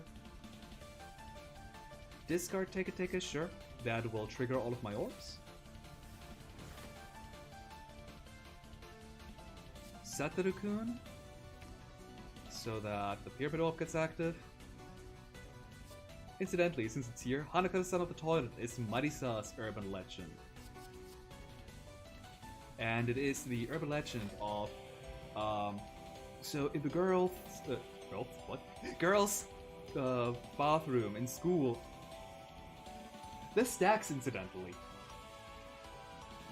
The girls' bathroom in school you hear this crying, and if you knock on the stall of the like bathroom door 3 times, like this ghost comes out and drags you to the toilet and drowns you. A lot of these urban legends end up with death. Kune Kune, a new card here. Whenever you draw a card, its cost becomes a random number between 0 and 3. Essentially, do you like Sneckeleye? What if you got that effect without the card draw? Yes, this is actually good at this mod. Sneckeleye is busted!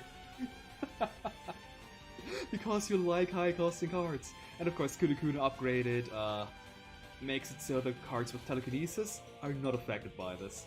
So you can guarantee that ESP, or Hanako-san of the toilet, or Kokuri-san will always remain at their playable cost. They won't cost 0 though, either. So there's a bit of a downside, but there's more of an upside generally. I'm not gonna take Kune Kune because I'm somewhat reliant on, like, okay, Akamanto is likely to get cheaper, but also Satoru-kun, Curse of the Colonel. I want my powers to remain cheap. These here as well. Although, you have to play Kune Kune first. There's a chance you're not getting it anytime early. I don't think I need a second Tsukimona, it's gonna be funny. But I don't think I need it. But what if? No. Sumideko has so much setup to begin with that I want to keep my setup minimal. Bottled lightning though, you say? A funny line in the book War Boss. Sure, yeah, you can send it to me. Okay, for bottled lightning? Lightning was skills, right? Tornado was the good one? Yeah. For skills... Incidentally, there's not a bottle for Urban Legends. There is, well, there kind of is. There is a bottled occultism that I added this week. But it doesn't fetch Urban Legends. It does something slightly different. Okay, we could grab... Kokuri-san makes bottled flame actually good. We could grab Akamanto, I guess? It's not that good early though. Curse the Colonel also not that great. None of our... Tobogranny? Yeah, Tobogranny's decent as in your opening hand. Guaranteed to block and card draw. At the same time, you could just grab the Sapphire Key.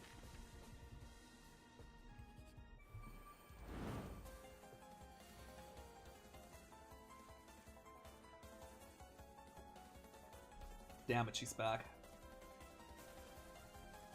Raisin, I hate you. Stay away. You're the second worst elite in this act. God, I'm so glad we haven't met Koishi yet. Koishi just ruins everything. Haha, I'm an orc build. I'm forcing you to play the top card of your deck. No, not the strike. No, not the token. Which we barely have any in this deck here, at least. I simply can't get away from the bunny, yeah. Unfortunate. Since Raisin is full now, I'm gonna dump my Kokuri-san on her. For 41 damage. And Tsukimona, yeah, I'll take 3 damage. Oh, never mind, I don't take damage. I keep forgetting about the barrier close Senecon Shuriken. It's so good. Okay, I wanna play all of these. I don't have enough mana to play all of these, so... I'll definitely play Spirit Box, Akamanto into Owl probably, so... I'll never play ESP. I'll play Polybius before I play ESP.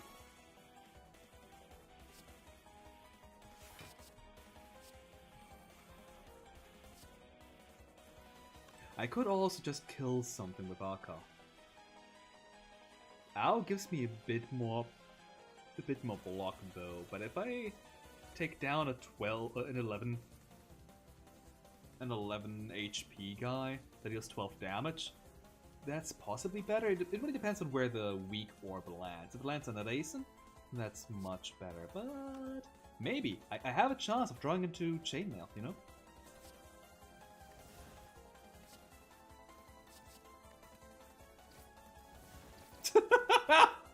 Okay. I'm not complaining. Best possible scenario.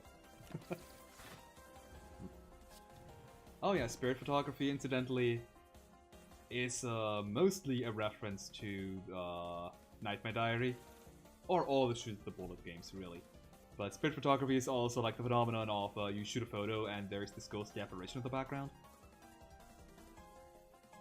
ESP, yeah, well, if you think psychic powers exist, I guess it's not a urban legend. But it fits. It fits enough the description of an urban legend. Like, yeah, you can't prove it.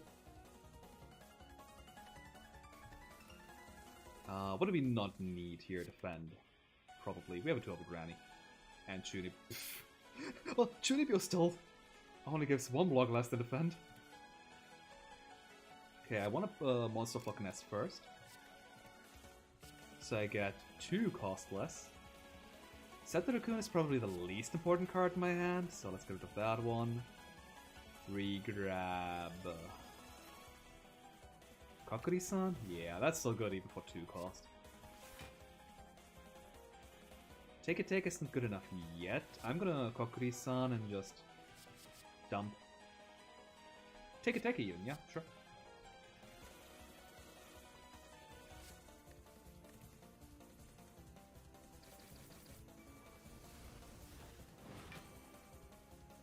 Then ESP, so I can get the Hell Valley Orb active, and then Chunibyo, I think. Chunibyo, incidentally, while not being an urban legend, is also commonly known as 4th grader, or 3rd? No, 3rd? 3rd or 4th, I forgot. 5th? Maybe even 5th? I knew it at some point. Let's say the middle 4th graders syndrome, which is this phenomenon, question mark, where like people think the world revolves around them, essentially. If you've watched Konosuba, Megumin or any of the Scarlet Devil mention? What? Wrong series. The Crimson Demons. I mean, close enough. Devils, demons, both of them are red. Yeah. Anyone in the Crimson Demon Village minus Union is Chunibyo. What would you call Raisin with hydrophobia? A cat bunny? The cats are normally known as... Oh god, oh no, I'm... Rabies?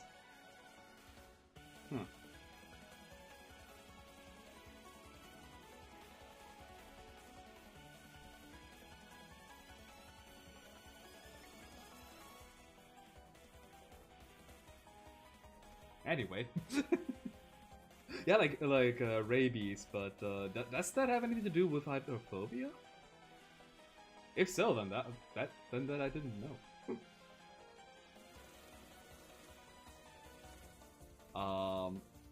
We have a lot of good cards here. Again, Tsukima Onna.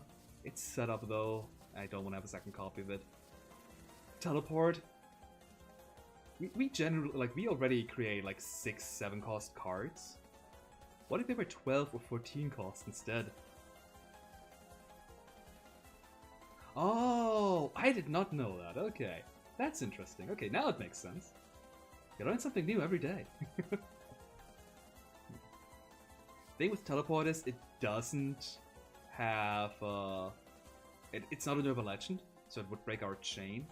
But it would be really good if we keep going even further into the discard based strategy. But at this point we pretty much, like, I want us to go into more orb shenanigans and occultation here.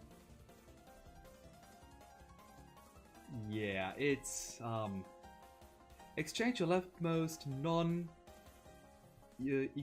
False Orb with exactly that. What is an Iguaza False Orb, you ask? And a Cold Orb that enhances all other Cold Orbs when triggered. Starts with a base value of 2. So this orb here, our 6th orb, what if it applied its effect to all other orbs instead of just the first one? It is slower than a doubler, once. Unless you have cards like Chunibyo, which just say, oh yeah, I'm activating stuff because, guess what? This enhance all orb works with Chunibyo.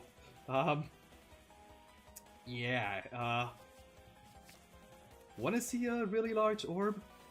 I'm gonna make you see a really large orb, and I hate this enemy! Why do you have double damage? Hate this guy. That said, our hand is full, we're not taking damage this turn.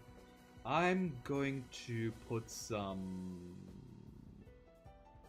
relics into my... Ooh, nice. Into my relic row up there. Now I'm getting punished for having all the card draw last turn, huh? Ooh, nice. We still have a Turbo Granny.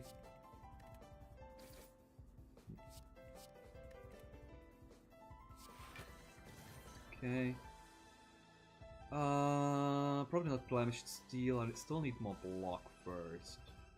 So I'm gonna play ESP. We're pretty much guaranteed to dang it.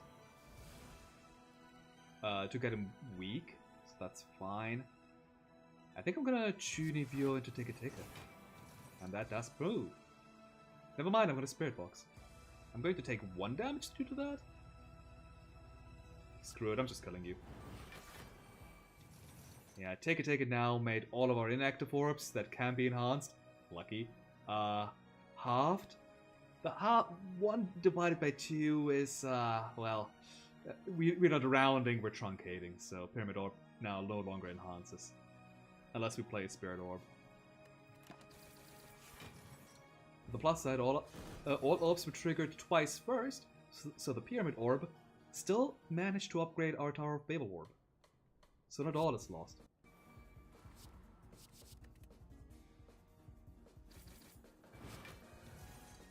And the Pyramid Orb is back to normal.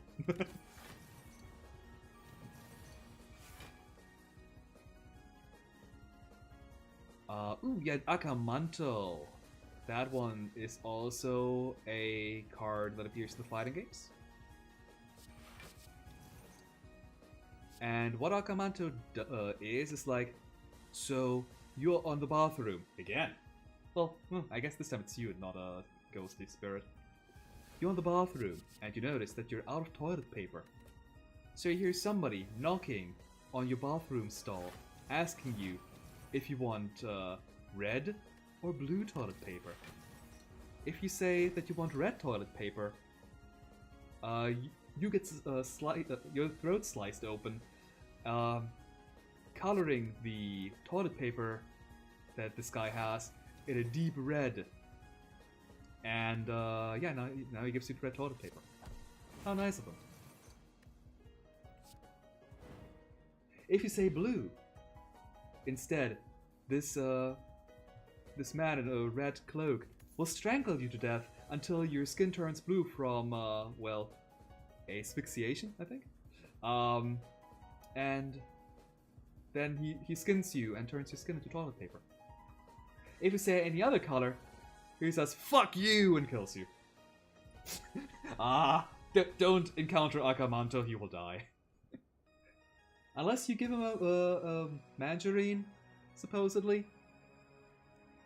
Urban legends are weird. Urban legends are kind of like this.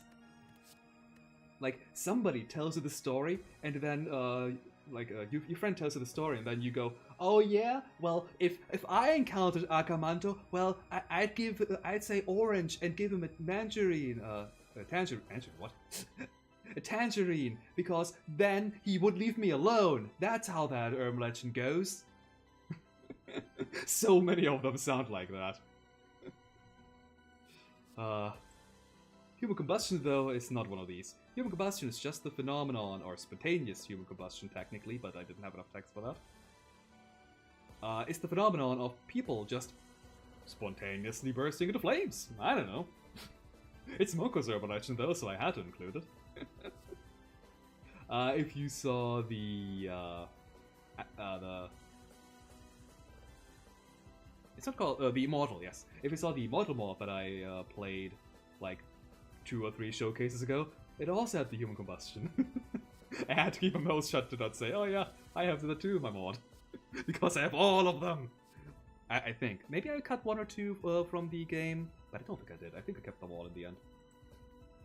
And 13th stair step here is one of the 7 school mysteries.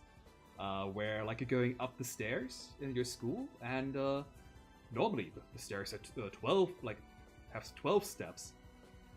But this one time, you counted 13. And no matter how many times you counted, there's the 13th step. My explanation? Somebody put an iron girder on top. I couldn't resist. I don't think I need any of these. Human combustion, we're not changing card cost too much. We have Monster of Loch Ness, and that's it. And Satoru-kun, and that's it. I don't think we need more block. We're doing pretty well, partially because of the Barrier and Close Center card shuriken. And 13th stair step. It is an urban legend, but it's not necessary right now. It's a good card, don't get me wrong. But we have 31 cards in our deck. Screw you, Strikes Defense. I didn't get to cut any of them. I didn't meet Koishi. I guess I could take another Monster of Loch Ness and teleport. If I want to get Human Combustion, which is a really, really fantastic card. Especially if you have Kurikune. That combination, or Sneko Eye, that combination is just, okay, you have Sneko Eye, you already win. You want to win more? Okay, take this.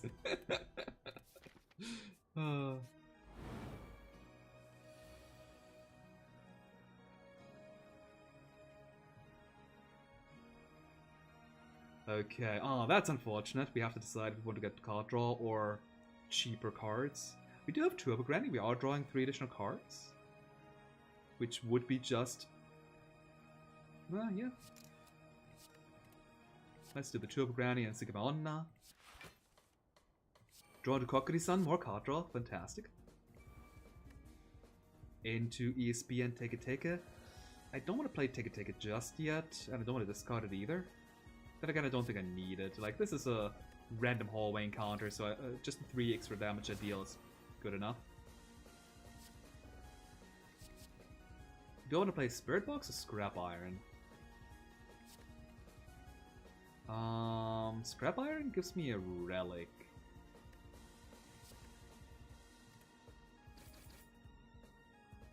No need for a competition that's ooh, nice. Like a boss power, really. Oh, life by 1? Unfortunate. Now we have Glimmer on us. Which I heard is... Or I found out, I guess, in the end. But I also heard it first. It's bugged. Well, not bugged necessarily, but... you see, in the No Dancer mod, I have a mechanic where all the debuffs are applied on... All your debuffs are applied on the enemy. Problem. Glimmer is hard-coded to deal damage to you. Not the owner of this debuff, but you specifically. Yeah. The mod creators never anticipated that anybody would put Glimmer on an enemy, which is fair, but also unfortunate. Anyway. I'm gonna curse you. Hanako-san, put this defend on the Gloop, and then Doppelganger and Strike for 8 on the Chomper. We are full blocking, so I could Blemish Steel or Polybius. I really need to get rid of these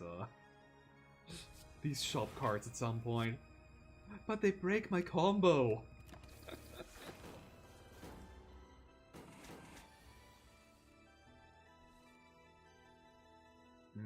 I'll never play the Strike, right? This is slightly more damage because the +2 are gonna be... Oh, holy shit! Bye! Don't need any of these. Another Monster of Loch Ness is not bad, but I feel like a second one could be a bit troublesome.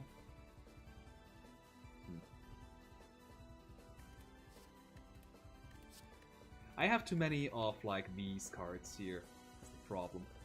I might end up with a hand like 3 strikes and no card draw, and one of the 2 not card draws are Monster of Loch Ness. So. Urban Psychokinesis? Do you like to do a gamble? Of the calculated kind, even. Yeah, that's what Urban Psychokinesis is. But it deals damage, so it costs 1. it used to be like Telekinesis 10, then I realized, wait, your max hand size is 9. Then it became Telekinesis 9, and then I realized, wait, it's too good. You cost 1 now. Wait, you're still too good. Okay, it's just Telekinesis 7.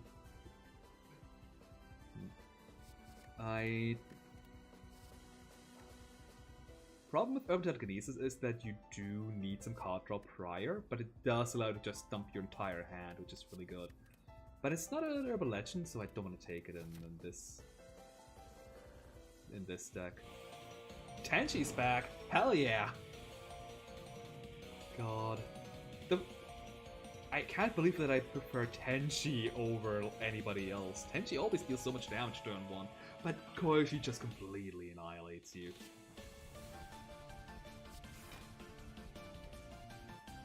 Speaking of no card draw...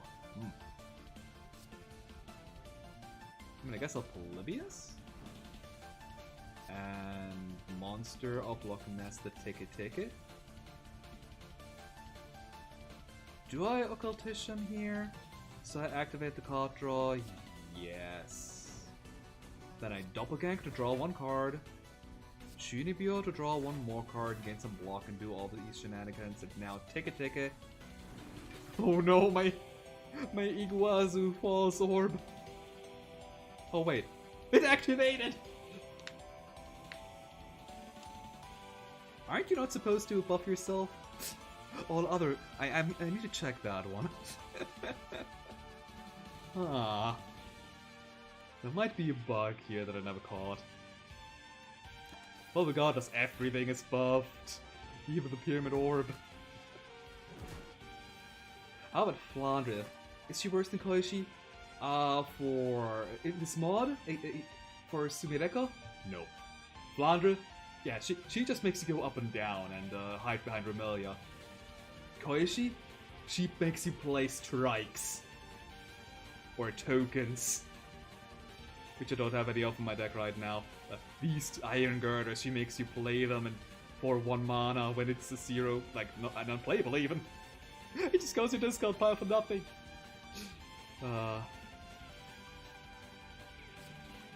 Otherwise, Flandre's probably worse for Sumireko and Koichi, like, lore-wise. Oh my god, I haven't played a single card yet! I mean, it's not a single attack. So this is 6 times 8? Just out of the box?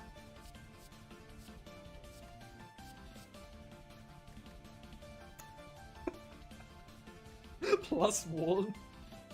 +2 per cost. Oh, holy shit.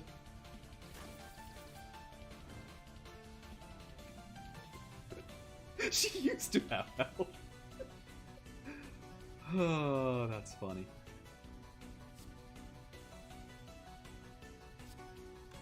I have 5 powers, energy still because of the weather effect. So I'm sorry, Tenchi, but you just die. Oh, incidentally, Kokuri-san. Kokuri-san is essentially the Japanese version of the Ouija board. But instead of a ghost of a deceased, you are instead asking a fox or like a kitsune these questions. Also, yeah, in general, if Koichi or Flandre is worse in general, Flandre definitely, because Flandre, Flandre has the problem that she doesn't really understand the concept of death. And on top of that, Flandre is crazy powerful like Koishi. Yeah, she can manipulate your subconscious, and that's about it. Flandre, she'll just kill you by accident because she wants to play with you. She's so much more dangerous than anybody else, really. I'm gonna kill this fox. Fox, what? This Tanuki here. Or try at least. Let me get back. What's expensive? Nothing? Oh. That's unusual. Libius, sure. And thankfully, because my orb is not an attack, the reflective does not deal damage to me. Lucky. Do I know what JoJo is? I know it's an anime. JoJo's Bizarre Adventure. I haven't watched it. I'm not too much into like shonen stuff. I mean, combat shonen stuff, I should say. Like, I prefer my slice of life comics. What? Well, that too, I guess. Yeah, I've heard a lot of good things about it, but I've also had like how to put it? Like, Toho fans are kind of are Toho fans known about this? Well, JoJo fans are also known about like never shutting the fuck up about their fandom. I had a JoJo friend. Well, I still have that friend. I just haven't talked to them in a while. But man, was it annoying when they were talking about JoJo. and Toho fans are not any better. I'm so sorry. I'll take this Mickey Momo. Not the Monkey Paw, though. We're at the wrong deck. Monkey Paw, by the way, is actually not really an urban legend. But it is a cousin's urban legend, so I included it anyway. Monkey's Paw is a story / movie of like this weird monkey paw that could grant wishes, but would grant it in the most like inconvenient way. Which is why Monkey's Paw here has the effect text of whenever you exhaust a card, put a copy of it into your discard pile, and shuffle a Void and a Dazed into your discard pile. Oh, you know, it's fine, they're gonna exhaust any... Wait a minute. You're never getting rid of this Void, unless you upgrade it. Then it's 2 days instead.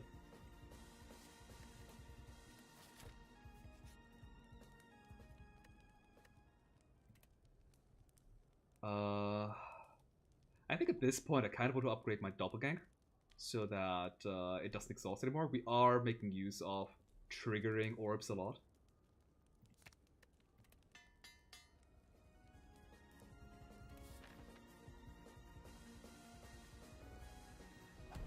Oh, okay. Stardust Crusader is one of the early ones, right?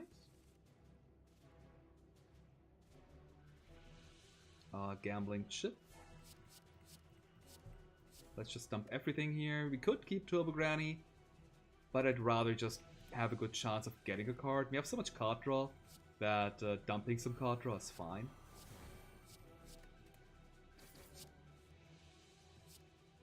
And then I pay for it. I have 1 mana over, no. Season 2. Oh, okay, super early then. That's the first one with the stance, right? Also, don't ask me. Normally, you get, you get, the cultist here. I have no idea why I'm getting the Ironclad. This is the first time that I see the Ironclad being the copy. You're supposed to get yourself, by the way, but no. I'm the Ironclad, apparently. You know, the Ironclad who constantly, like, discards cards. And uses his orbs. If anything. So, like, The least, the Iron... Actually, no, the Watcher. She's even less the Watcher than she is the Ironclad. She doesn't have stances, she doesn't have scrying.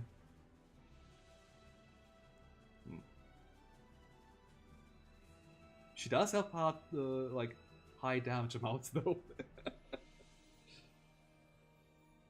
Anyway, yeah, I probably want to play a lot of skills, so I'm not being punched a lot. I also want to get my Lunar Capital Orb replaced by an Iguaza Falls Orb. Okay. Unfortunately, I can't get to the Iguaza Falls Orb and then play Doppelganger. And if I play Teke, it's gonna, well, apparently buff my Iguaza Falls Orb since that's bugged. I could pull Libius into Doppelganger, which is probably the most powerful in the right now. I'm not sure about the future though. Like, Teke upgrades everything though. But so does Polybius into Doppelganger, because Polybius will activate the Enhance Orb. Fuck it. I'm gonna keep Teke out of this. And take a bit of damage. Are there any cards that I haven't, like any Urban Legends I haven't talked about yet? I think all the cards in my deck I have talked about. No, Satoru-kun is still missing. And Curse the Colonel is such a dumb one, I love it. Yeah, I think everything else I have talked about. Miki Momo. Oh, okay, we also have Miki Momo to talk about. Increase the cost of a card. I don't need to block, so begone Spirit Photography. Spirit Box upgrades everything by 1 before Iguaza Falls triggers. But I prefer my 0 cost cards. Because now I have an Akamanto. Ooh. Yeah, so... Oh god, I want to keep Akamanto. Gone Chainmail, I guess? Regarding Chainmail, I was so close to draw beta art for it. Not me to draw, but like use a stock photo of like actual Chainmail armor instead. Yeah. Miki Momo 46, by the way, not active unfortunately, but Miki Momo is like an anime character from like the 80s or something, and was one of the first like magical girl anime. And her story is that, well, like this anime was incredibly popular, but like it was funded by some kind of toy company, and that toy company at some point decided, yeah, no, the show's over, wrap it up, guys. Wait, what? And well, the showrunners were kind of annoyed by this, like, hey, this show is still really popular. We have a lot of fun running the show too. Like, you can't just tell us to stop it. What gives? So as a protest, the writers decided to, okay, you know what? We're just in episode 46. We're gonna kill off the character. Have her be run over by a truck. And when this show, like this episode specifically aired in Japan, there was a major earthquake in the areas that broadcasted this show, as if the country itself was upset by this beloved character just being killed off like that. That said, like, the show was over, like, the character was dead, but the show still went on. I'm not entirely sure how that goes, but it did. I think she was brought back from the dead, or like, I don't know. But anyway, eventually the... do I want to hear a joke? Sure, just go ahead and write it. No need to ask me, just write the jokes. You don't need permissions.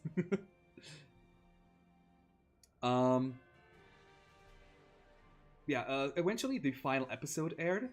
Why do I have... Holy shit, I have... I'm intangible! I didn't even notice. Sweet, it worked. Yeah, so the final episode aired, and once again, there was a major earthquake. in Japan. Years later, there was a rerun of the show, and guess what? Episode 46, another major earthquake happened. So people just assumed or like stated that, yeah, no, this episode is cursed. It causes a major earthquake every single time. It's kind of sad, but also funny.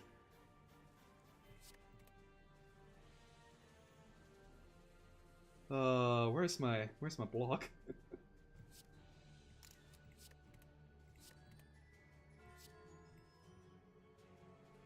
Do I have any good block here? I mean, I have 11 block with Ticka. 22 even, technically. Do I could just play Doppelganger getting 11 block like that. Sounds good.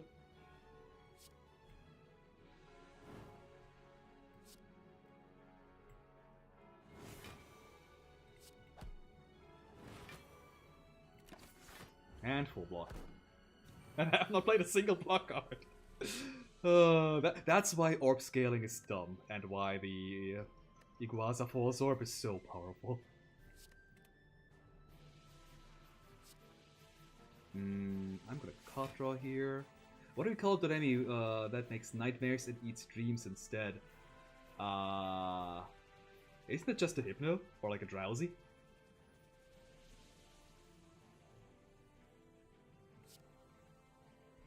Doremi tweet. Oi! I mean, you're not wrong!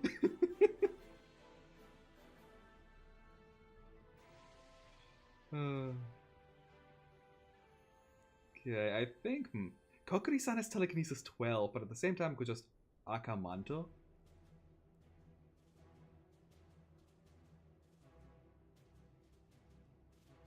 Akamanto is going to give me 22 damage.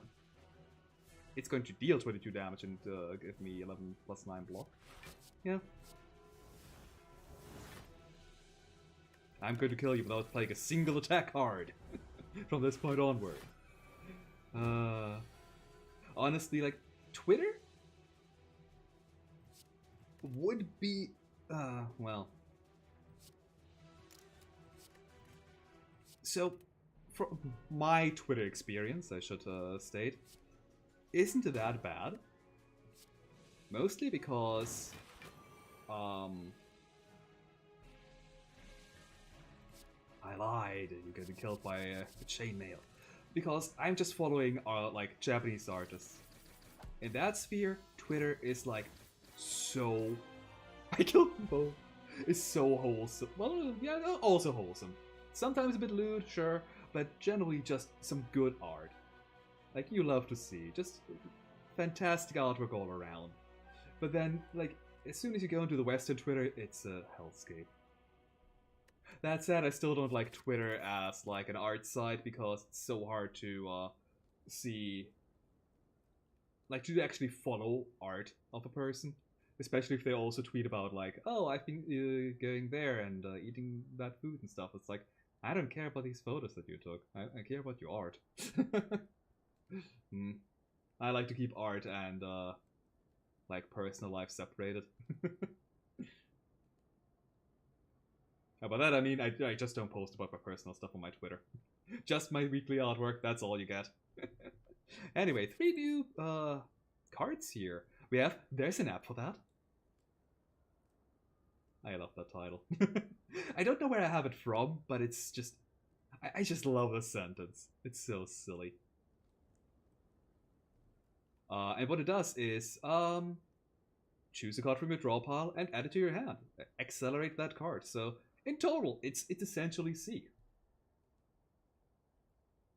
For, you can play a 1-cost card for 1 cost, I guess, in total. But you have acceleration synergy. And if you upgrade it, you don't get 2 cards. Instead, this year costs 0. I guess I could have made you get 2 cards and have both of them cost 1 less. But that... No, that's too good. That's better than Seek now. Then we have another Psychokinesis Teleportation. And Perfect Possession!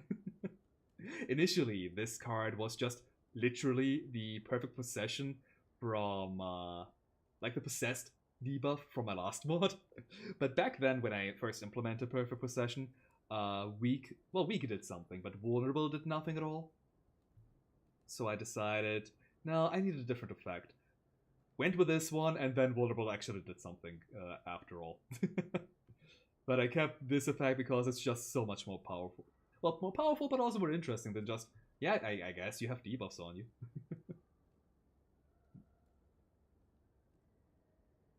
Oh, okay, the Danish part is also not completely toxic. That's good to hear.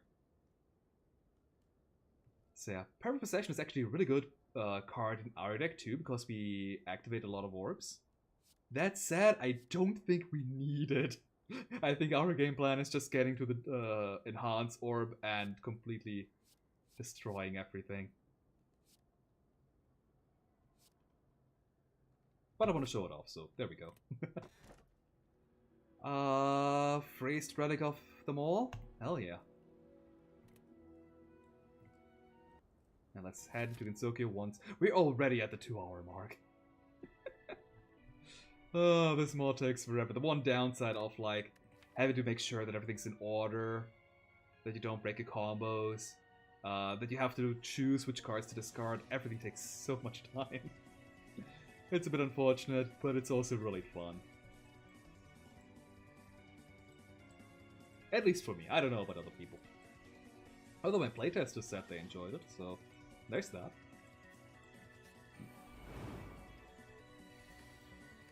We had another urban legend that I have not talked about yet, which was Satoru-kun, right. Satoru-kun was, if I recall correctly, an urban legend of like, you have this payphone that you can, that you can make a call of, and like you will get answers to all of your questions, I think was what it was. It's been a while since I've looked up that one, so I might misremember.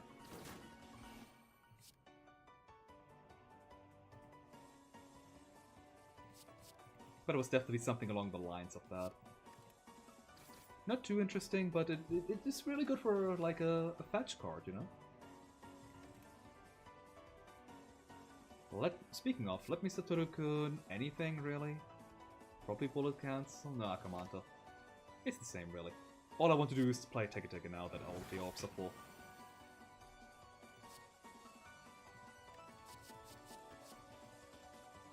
Probably keep my damage cards. I don't have anything active, so hey, you know what? Let's grab this Akamanto here.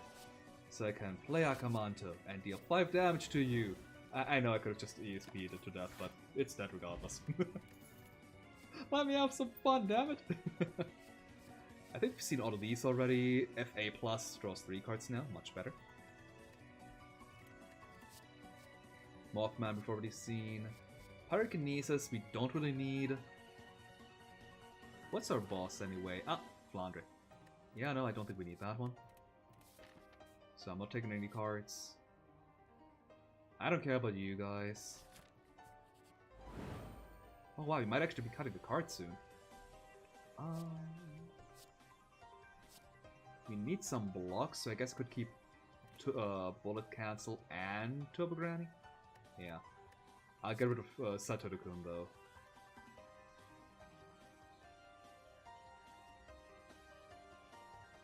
Ah. Okay, that also makes sense.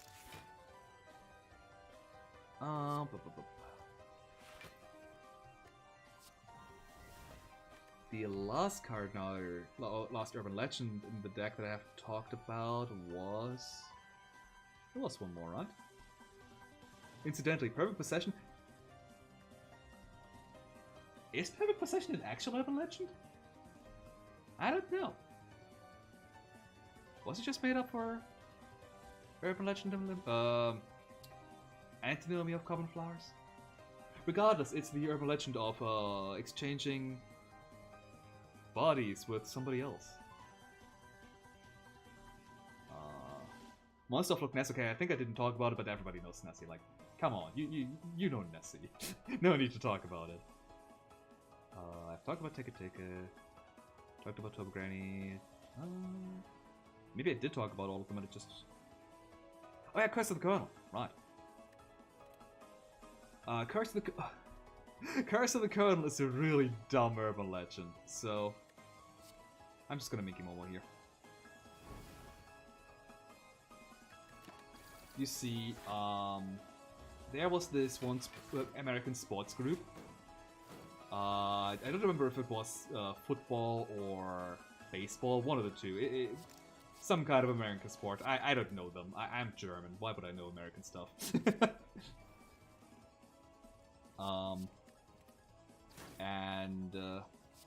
For the first time ever, they won a big championship, like Super Bowl or the baseball equivalent of it.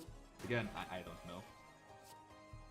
And in like their stupor, like their rush of, yeah, we won everybody, they like took this one statue of Colonel Sanders, like the KFP mascot, and like dumped it into a river. And ever since then, they have not won a single championship.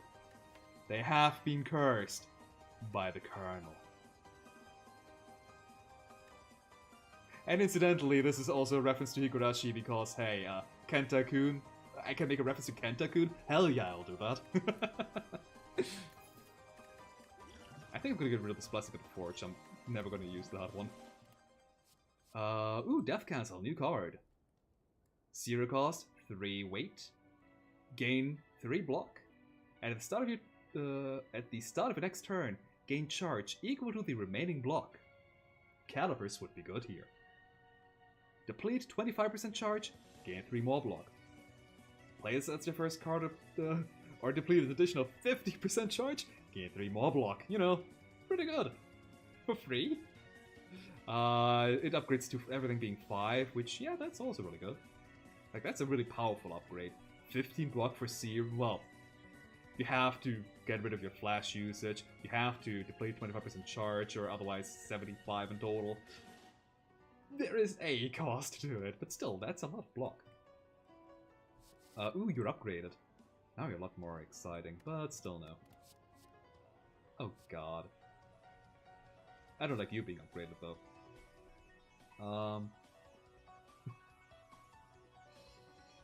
So, oh yeah, little green men. They're aliens. Yeah, that's all. Illegal dumping. Exchange the rightmost non-Machu Picchu orb with that orb. It's a poison orb. It works on a half basis, like the center orbs here, but it turns your damage orb into a poison orb. I don't think we need it. And I'll leave it at that.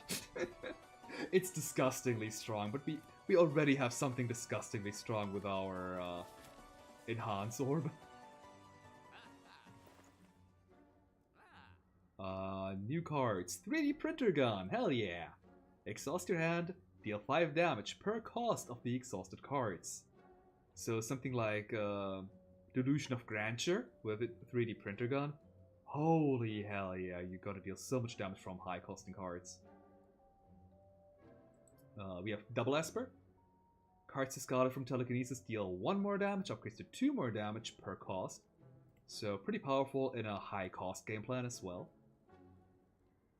And Cutting the Strike because it's awful. One of the best cards you can buy in the entire game. And Vajra because Vajra is 1 more damage. Like 2 more damage on ESP, 2 more damage on Hanaka-san. We don't actually have that 2 more damage on Kokuri-san. Hell yes. That said, we don't have a lot of attacks left, do we? Let me check. 6 attacks plus 3 strikes. Never mind, that's a lot more than I usually have.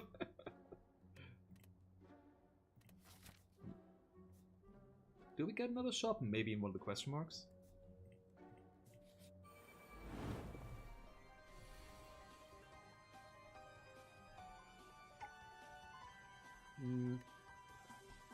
These guys here are annoying, so I think I'll take Sugimon. I think I need a bit of setup here. Funny thing about Toss doesn't care about telekinesis.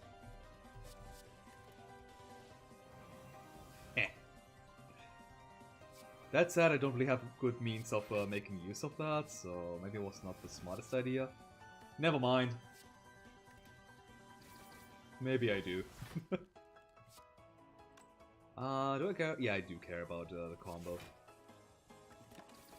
I'm enough of a mixed deck that I can go into like telekinesis stuff, or like that I can break the combo, but I generally want to keep the combo alive. Speaking of, I don't think I'll play Shooting Star because of that. Okay. I'm going to increase the effectiveness of the Pyramid Orb and grab... I don't have my Doppelganger in here, that's unfortunate. So I'll just grab the highest cost card so that Sukimon deals more damage in the long run. There's the Doppelganger. I won't need to defend. I'm just gonna kill you guys. Mickey Momo triggering the second earthquake from the end of, from the finale. It's so good. That's like the entire reason why this card triggers twice. Once for episode 46, once for the final episode. Let's play Turbo Granny so I can gain Intangible. By gaining Intangible, I mean kill this guy.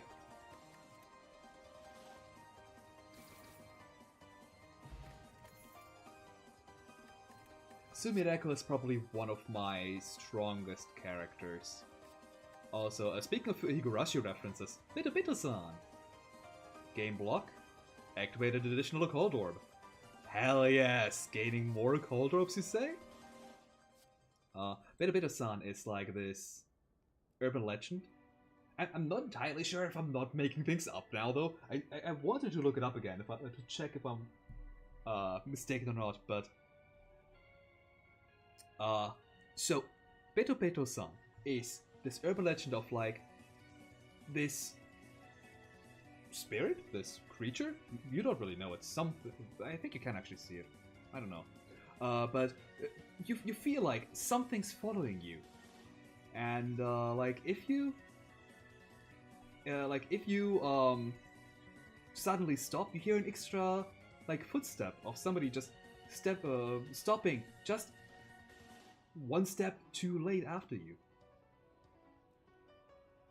Doesn't that sound like a certain Higurashi character? Although, to be fair, maybe I'm making it up. Maybe it's just that somebody's following you, but is otherwise friendly and looking over you. That is still very much a Hanyu thing. That she's just trying to make sure that nothing happens to you. But man, this urban legend reminds me of Hanyu, and it's perfect for our orb build. When have I done a smart move in my gaming life? Please don't ask that. What do I want to upgrade? Perfect Possession is a good upgrade. This Retaining is a good upgrade. Although it won't work with the Barrier Enclosed Zenokar Shuriken at that point anymore. Chunibyo is negligible. Kokuri-san is more card draw, which is always nice. Satoru-kun is 2 cards. It's actually not all that important. I mean, it's good for Sukimon, but otherwise, we don't really care about discarding too much. I mean, we still do. We have a lot of discard cards, a lot of telekinesis, but we're mostly trying to keep the urban legend chain going, and for that we don't need to pick up cards. Curse of the Colonel, making it not exhaust is good, but again, we don't care about Waterbuild too much anymore. It's good early, but we still have Akabeko.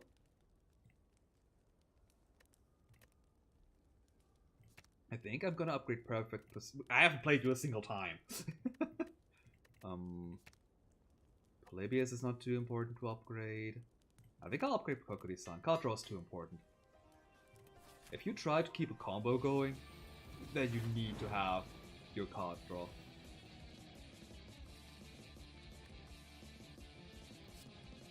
Okay, I'm going to get rid of all of this stuff here. I need to set up.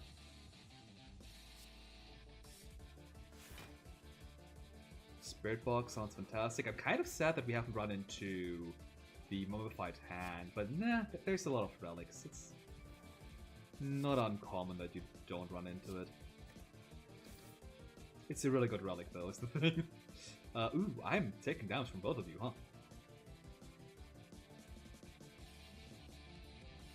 I think I'll play Psychokinesis Teleportation to pop my orbs. Just to get that weak going on something. Damn it! Well, that happens sometimes.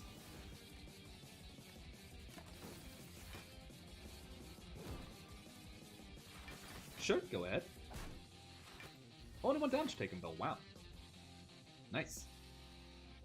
Okay, do I want to Mickey Momo or do I want a Monster of Loch Ness? Monster of Loch Ness still works, so does Mickey Momo technically, but Mickey Momo is so much better when played as the first card.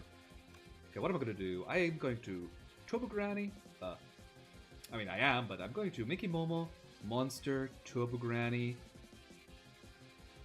and pray that I get some more block. Yeah, that sounds correct. Probably won't Chainmail though, unless I absolutely need to. At this rate, I might need to. Take I didn't consider, honestly. But I think ESP is good enough. ESP into Doppelganger into... Take Beto-Beto-san! Hell yeah, that changes everything. Beto-Beto-san into Doppelganger?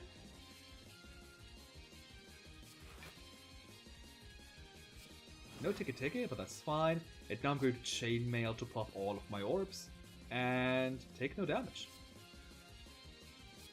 Sadly, Take is now met with an entirely deactivated Ring of Orbs, so no need to discard it for its toss effect. I could Shooting Star for another Chainmail? Or another Monster of Loch Ness?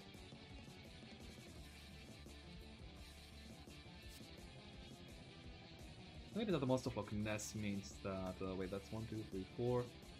I think at that point I'd rather Chainmail. It's only 90 damage, but 90 damage is fine.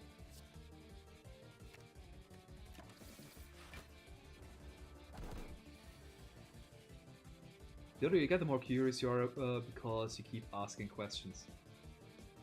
Yeah. That's not necessarily wrong. And by not necessarily wrong, I mean, that's rather true. Especially the older you get, the more questions you've already asked. So you know, you also know how to, like, how to ask good questions.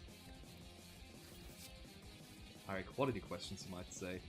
I think I want to just get to the end of my orbs here, so let me just activate 2 of them.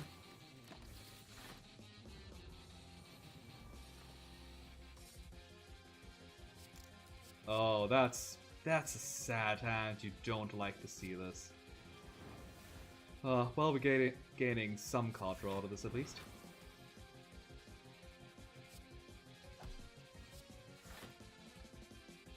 But just to look at this, I have an empty hand by the end of the turn. What is this, a regular character?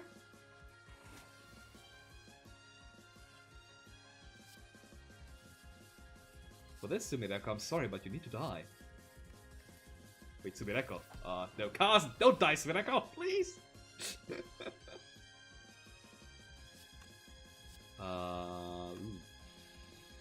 Do I have enough damage, though? Well, I mean, Power of Babel Orb can do some damage.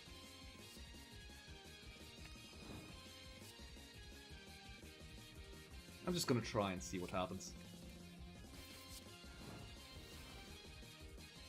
Double Chainmail. Shooty. I might need to deal damage to the bird, but the good thing is Chainmail deals damage 3 times. Just enough times for this bird here to fall to the ground. I guess I'll play Monster of Loch Ness. Some extra card draw. And sure.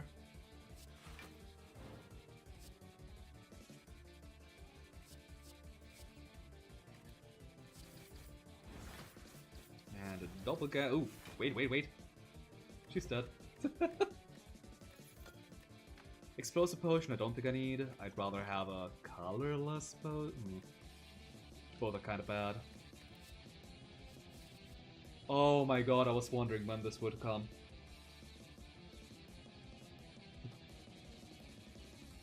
So, Wolpertinger is a German urban legend. It's a local one. Of course, I would have to bring one of them in, right? It's essentially like a creature of legend, like a rabbit with antlers. Like huntsmen usually trick like foreigners that, oh, there's this creature here, the Wolpertinger. It's really shy, so you're probably not gonna see it, but if you do see it, you know, like I've seen it personally, like that kind of legend. Yeah, it's. I took Beta-Sun specifically because it activates 2 orbs.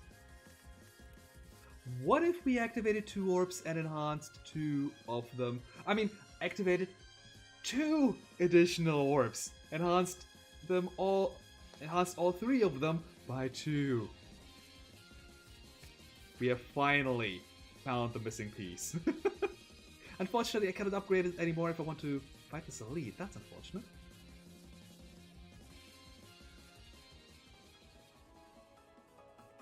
Why are you here?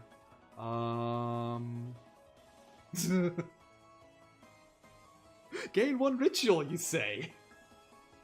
Gain strength, you say? And this character that absolutely loves strength and is getting absolutely no strength because of it. Yeah, no, I'm not getting that. Attacks deal AoE damage. That's decent. I have a power for that. Not in the deck, but I have it. But I don't really care about this, so be gone. Meat in the Bone. Love to see that one. Elite? Or upgrading the best card in the deck? A Jackalope? Kind of like that, yeah. President's Kazukima didn't know there was a Ring of Pain reference there. Yeah, I don't get why it's in here, honestly.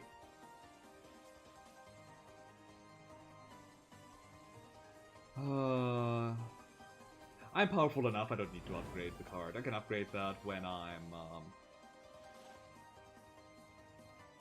in Act 4. Get any card that I want? Hell yeah. I don't need you. I think I need some card draw, huh? Kokiri-san! Why did that sound like Iruka-san? Totsugeki! There is one for Totsugeki, I don't have it installed. I mean, active. I have it installed, but not active. It gets annoying quick, but that's part of the charm.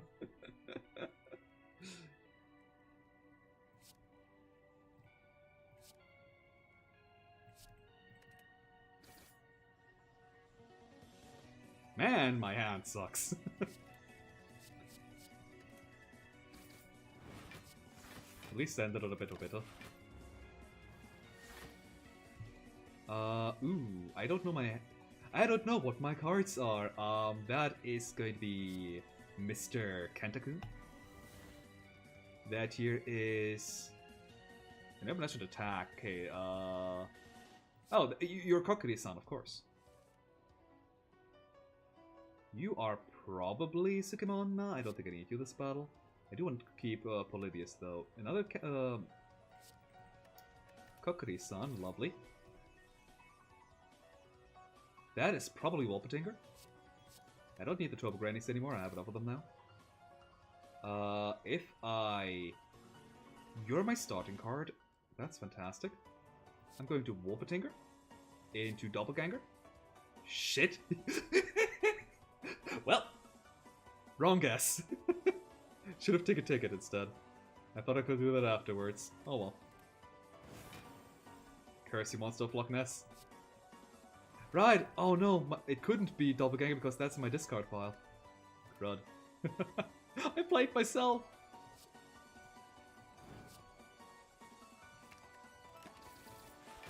Alright, see ya, Eevee. You are Miki Momo.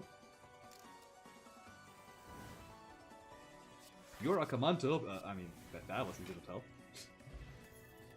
And I'm going to exchange this colorless potion for an Essence of Steel, sure. Another Spirit Box!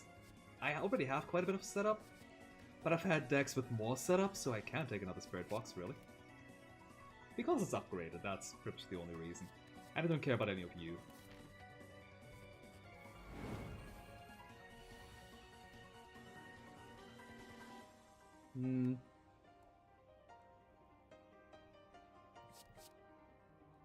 Do I want to curse the Colonel here?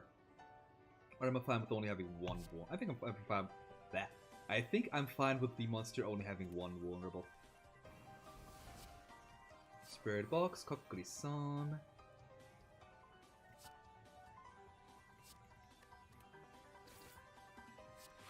I don't need this setup. Ooh. I have to decide between Wolpertinger and Spirit Box. The upgrades are decent ones. Draw upgrade is good, but I think permanence is more important right now. Especially since both of them were upgraded to odd numbers. Which means that it wouldn't actually have mattered. Like, there would have been no difference.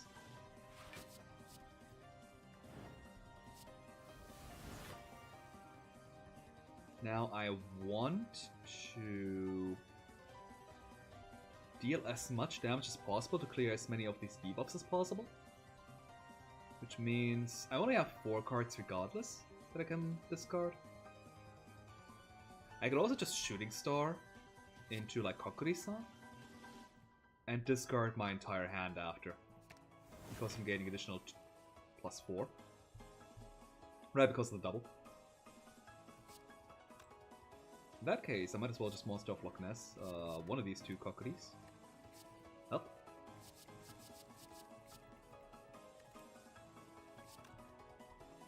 And now play the other. Chainmail first? Yeah, I think Chainmail is fine. I don't need to, like, I only care about the front orb at this point anymore.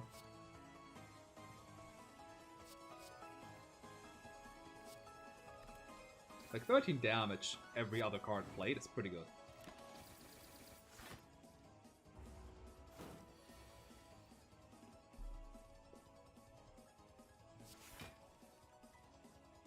At the same time, if I can, you know, do these shenanigans here as well, I don't mind. I guess I might as well Chunibyo first. Chunibyo is not affected by the doubler. Oh, we're discarding that many cards, I see. We have reached the doubler. We have gained 2 energy. Oh god, I forgot I have the Sundial. Where did I get you? Sundial is kind of silly in this mod. That and the Abacus. Like, 2 relics that are rather useless normally. But Sumireko in the right decks, and I'm not the right deck, mind you. I'm an Orb deck, not the Cycle deck. In the right deck, you can just get through your entire draw pile like once per turn. It's silly. But that's Psych Bullet, dude. But that is, you know, that's a cycle heavy character. That doesn't have 34 cards in the deck. You know, it's a showcase. I have to show a lot of cards. Not Psych Bullet though, it's a good one. Especially with Tsukimon. Since what it does is it exhausts a card, then draws a card, then telekinesis 3. Deal additional damage equal to the exhausted card's cost for each card discarded. You have a 7 cost card, that's 7 extra damage for each card discarded. And on the upgrade, you draw 2 cards, so actually, like, you're not down a card, you're actually drawing a card too.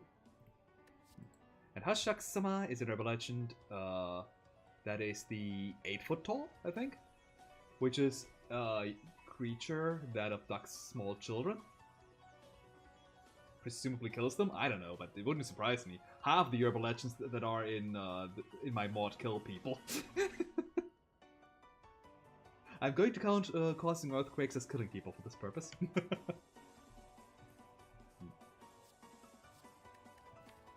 I mean, actually, Hanako-san kills people, Kokuri-san doesn't, Spirit Box doesn't, Tsukima Onna... I forget if she kills people or not. I think she does, though.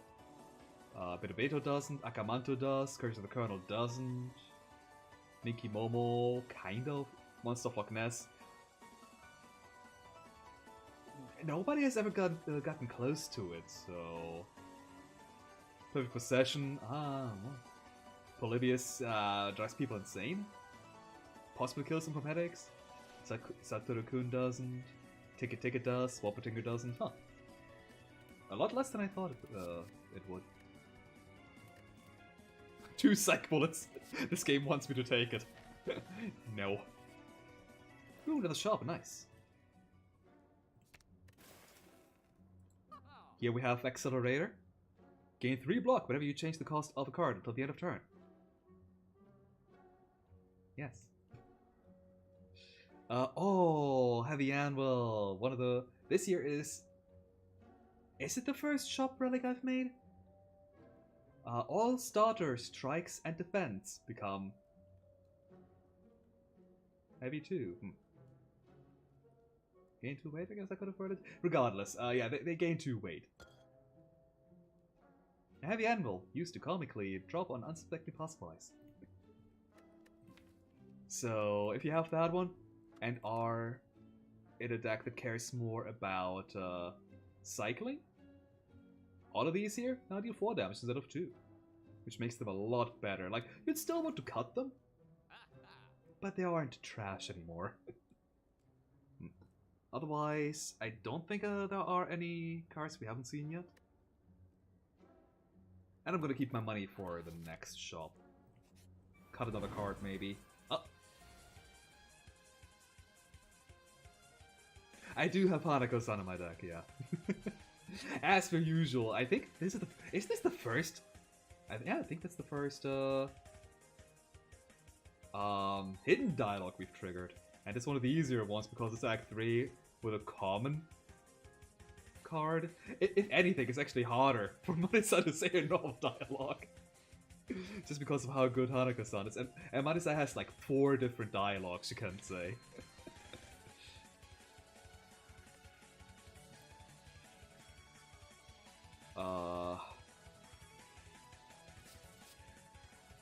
I don't want any of you. I don't want to take it, but if I discard it here, it's gonna be tossed. And I don't want that either. I might keep Akamanto though, actually. Marisa is trying to hit me for a lot. I'm not gonna play Mickey Momo. I do need the... Actually, Monster of Loch Ness, it's either or. No, wait. I can play Mickey Momo into Monster, into Spirit Box, into Akamanto. Monster still gives me 1 deceleration. Into Owls for the weak right there. And because we could have only discarded 1 card regardless. Alright, Augmentation isn't really necessary, but I might as well since I have nothing better to do.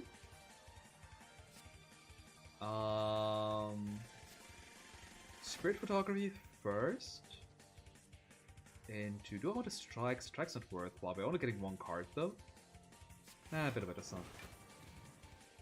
Into ESP, sure. And that's it.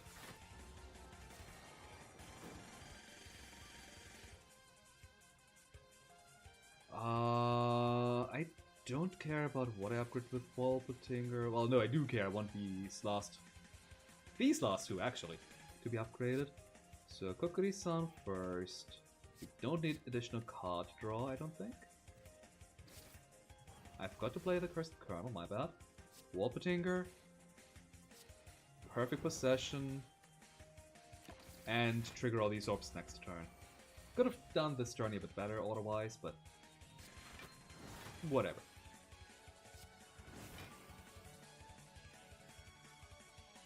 This is why I nerfed the draw orb.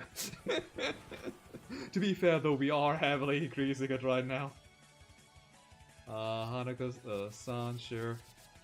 Try to kill Marisa with her own Urban Legend.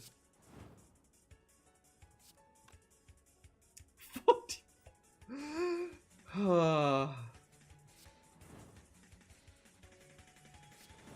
I know I don't need to do this, but I might as well. It's funnier that way.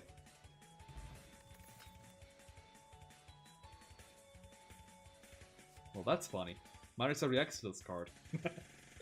Witching Hour, I think we've seen that one before. Enhance front 2 each time they activated the call drop. We do that a lot. I really didn't need that card, but it's a good one, and I want to show it off. Curse of the Colonel, might as well discard it. We don't need Polybius right now, we don't need ESP, we do want to keep Warpatinker because that one's just insanely good. But we might need to block instead. Uh-oh.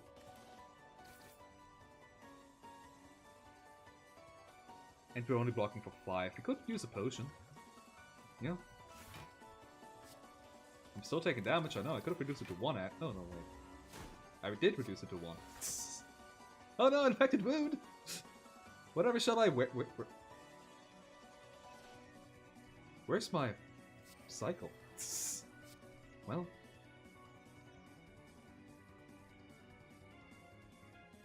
Regrab the ticket. Chunibyo. Into ticket. That one's pretty decent.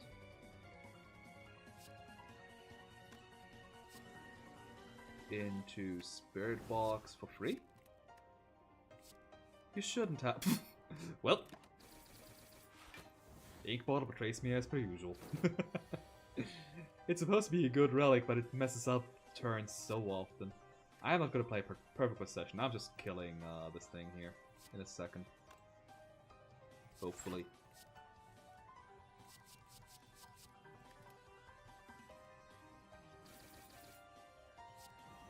You know what? I changed my mind. Turbo Granny is good, but it's card draw, but at the same time, another copy of Chunibyo is so good. 35, huh? But no, seriously, Chunibyo is such a good card. I'm probably gonna keep the Sukima on 9. I want to stay on the ground, so... Ooh, okay.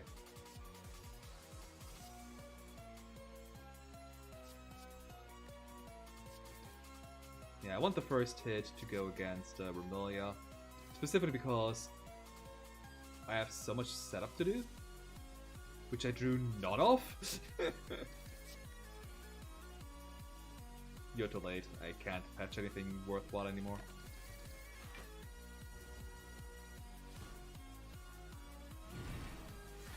Yeah, now we want to take the hit because Flandre deals more damage if she hits somebody in succession. Let's play a Wolpertinger into Spirit Box. Oh, nice. It actually helped me. Into Chunibyo, have Remelia take another hit because you're playing about the Chunibyo. But look at this Orb Rise. I didn't play Witching Hour or Spirit Box though, which is unfortunate. But hey, who cares about that if we just generate unlimited block? Miki Momo is good. We're not able to go down though, like... Get down,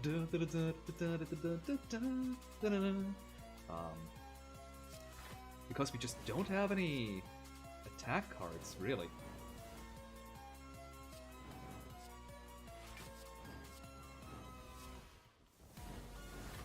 I think Remelia just dies here. Which is super awkward because of how early it is. Yeah, well. We have to pray that we don't die now.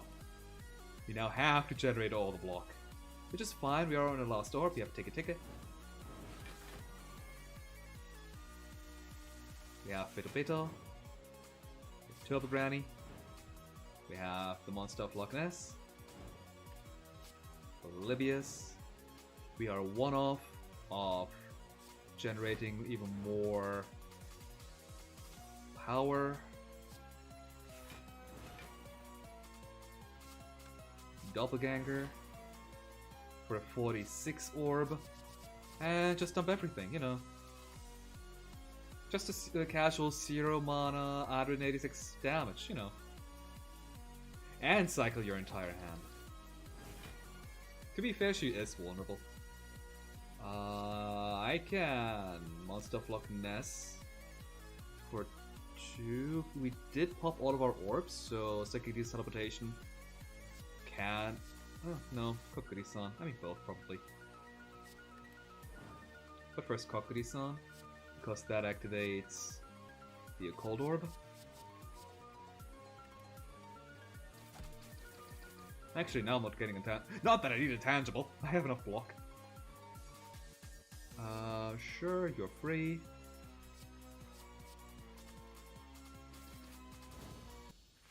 And dead!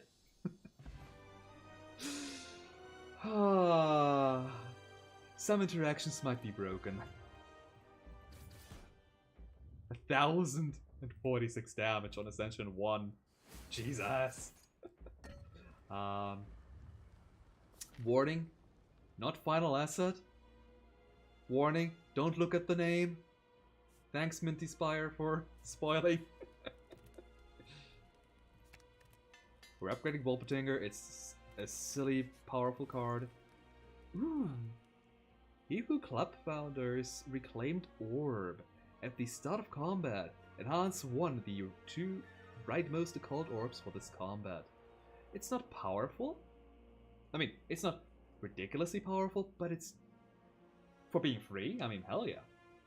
Another Spirit Box is essentially the Reclaimed Orb, but better. But I have to use an energy to play that one. You could also remove a card, but hey, there's a Reclaimed Orb here. What's better, removing a card or getting the Reclaimed Orb? Getting the Spirit Box and cutting a card. Unfortunately, that's what it is. But Reclaimed Orb, pretty good, even in a non-orb-based build. Because it's the damage and the block orb, everybody can get to the damage and the block orb. It's literally impossible not to. A third of the card pool is Urban Legends. I don't need you. I do want some block though. I do want a Spirit Box. I do want an Akamanto, or do I want a... Yes, I do. And I'm gonna discard. Not you though. Take is more powerful later on. Yeah, these guys might be a bit of a problem. Let's see if that happens. Ooh, Witching Hour, hell yeah. And be a big Chuny. Nice, hit the right one. Ooh, sweet. We can play one more card. Can summon block. Maybe I should have just given the defend plus the discount, huh? Eh. It's fine, we're full blocking. It happened. So, because the game notices that, hey, you have orbs, I can give you focus now because of that. Yeah, these don't work on focus. I could have figured out a way to have it, the Spire Shield not give me focus down, or alternatively have focus down work on the orbs. But I didn't want to. That's all, I just didn't want to.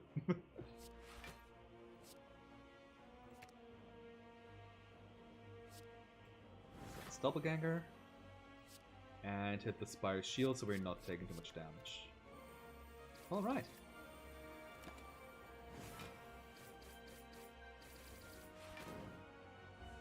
Just random things happen.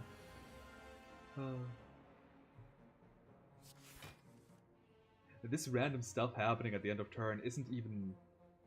This isn't even my final form, you could say. In the discard build, I'm gonna show the cards later, once we're out of this. Ooh, 2, okay, never mind. But the discard build has a couple of cards that just do things when something happens. And that something happens tends to be card drawing.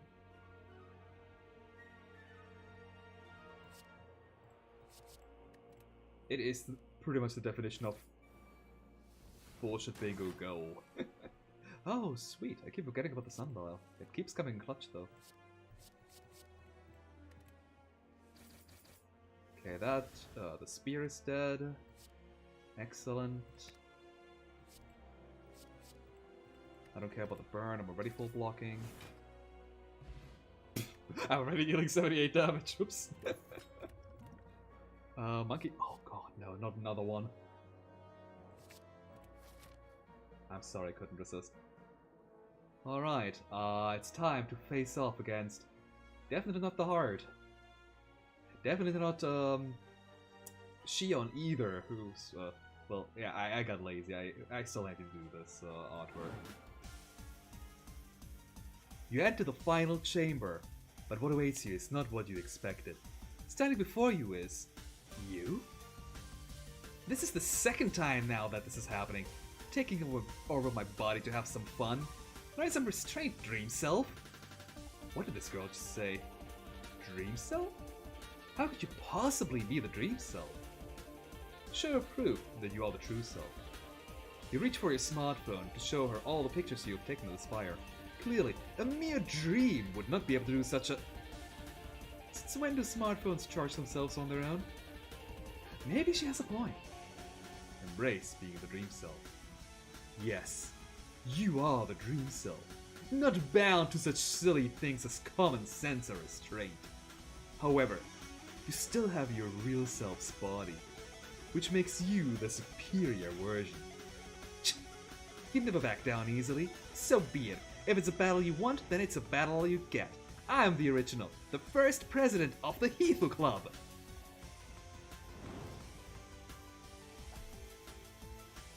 So... how many people expected a doppelganger fight here?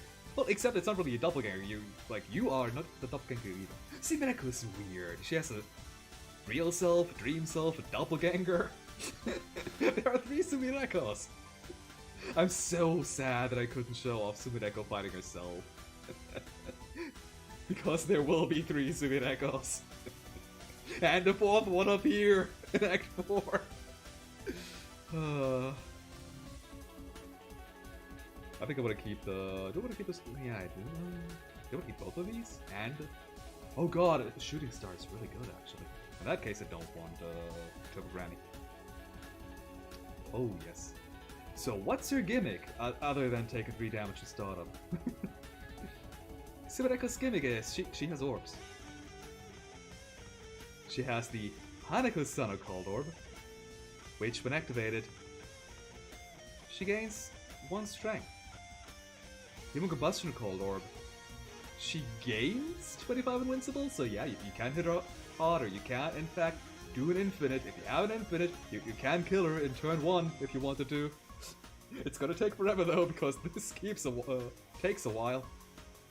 The Mary-san Cold Orb gives her another strength. The Tsukima Cold Orb gives her a buffer. Which, to be fair, since you have so many small ping damage, it's not preventing too much damage. Especially if it happens at the end of turn due to the Barrier Enclosed Senokar Shuriken, or the regular Senokar Shuriken. Take a Cold Orb, she gains another strength. Monster of Loch Ness, a Cold Orb. When this activates, the flash effect on her cards activate. Like, you can't really see it, but Ghost Story. It's an Urban Legend skill, which shuffles 7 Gozu into the player's draw pile. What is Gozu? Sadly, you can't read it because, this doesn't display tokens. You'll see it in a second, though. It's bad. That's all you need to know. On Flash, shovel 3 more into the draw pile. And, lastly, we have the Doppelganger Cold Orb, which plays all of these effects again, except for most of Loch Ness Cold Orb. That one doesn't have an effect on multiples. But hey, it gains you another 25 invincible. That's good. So yes, she punishes you for playing lots of cards. Is all that I'm saying here. Regardless, we have ooh, nice. You triggering was actually perfect. I'm going to... oh no. Oh no, do I want to? There's a reason why it says you're leftmost to none this orb. It will override the other enhance orb. I think I'll just take a Witching Hour orb though.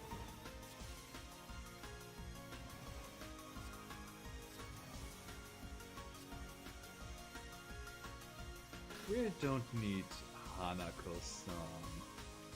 I don't want to discard Ticket and I do want to play Wolpertinger no matter what.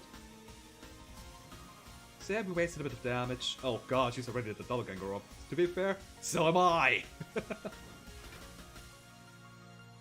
You have so many potions, might as well drink some.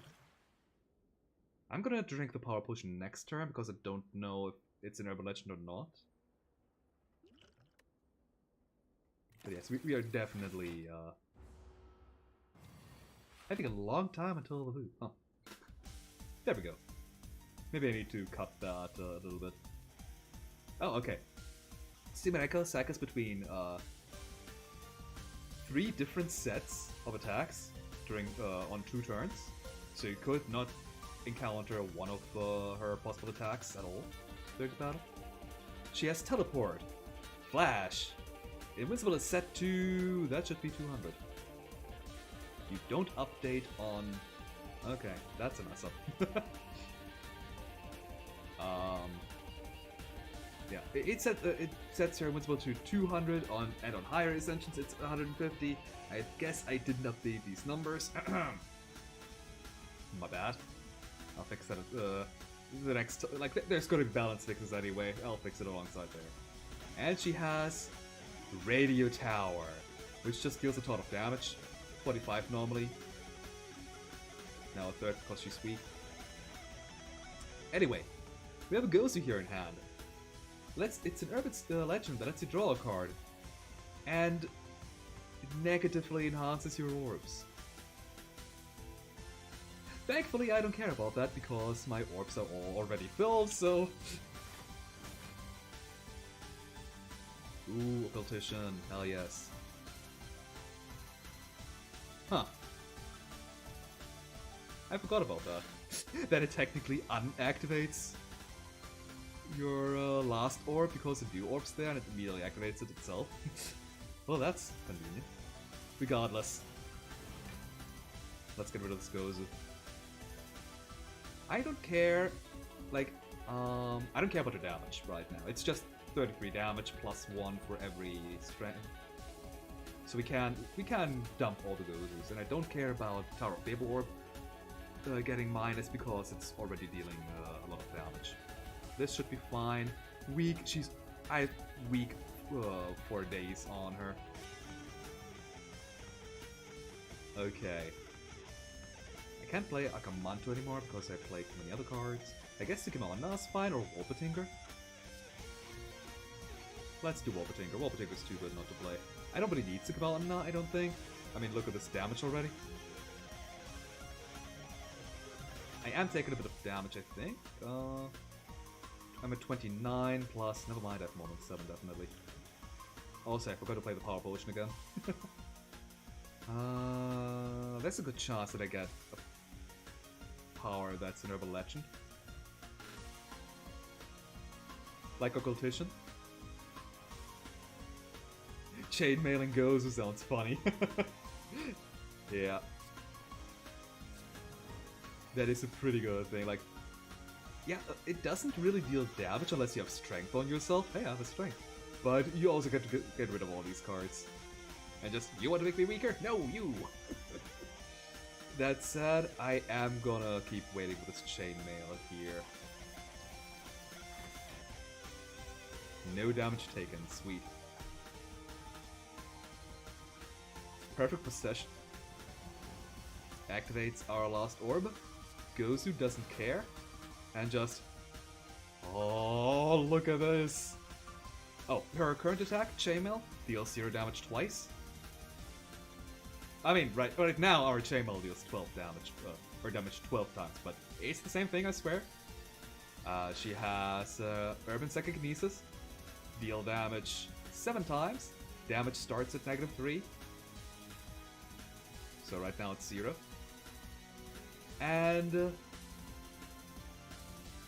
these things are in the way, but you are... I forgot what I gave you as the last attack.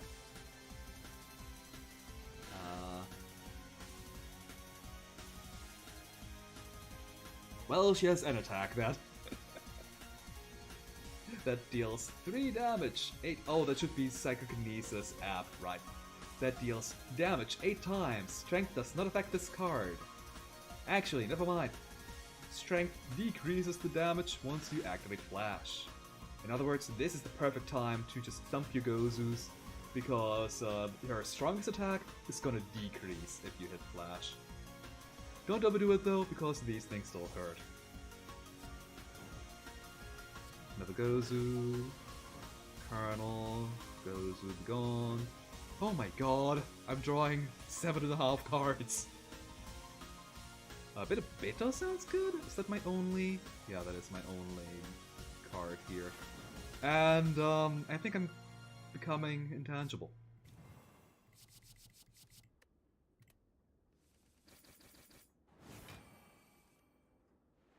Whoop. I'm only taking 9 damage. Take that, Simireka of the real world. I'm the one of the dream world. I almost said the wrong thing. Wolpertinger, Doppelganger, Chainmail. Ow. I mean, that's one of the reasons why I got Witching Hour early. Because I kind of figured that. Holy shit, I've been the 11 block. Yeah, having 2 of these especially kind of means you become invulnerable. One of them pretty much already does it, but 2? Oh my god. She's now on her turn 4. At the start of each turn, activate 1 Occult Orb. Flash, activate an additional Occult Orb. Which means she gets to Flash and the Doppelganger Orb a lot quicker. At the same time, do you care? I don't think I care. I'll play this one just so I can get 16.5 cards next turn. Oh, it's Psychokinesis up again. Huh. Yeah, that happens sometimes, I guess. Anyway, my hand is full.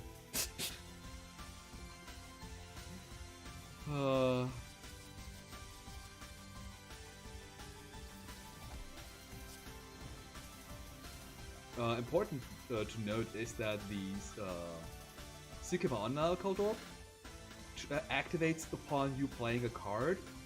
So if I were to say play Chunibyo here. Yeah, no, she didn't take damage from the Tower of Babelord. If I were to say Akamanto and Ao now, then she's dead.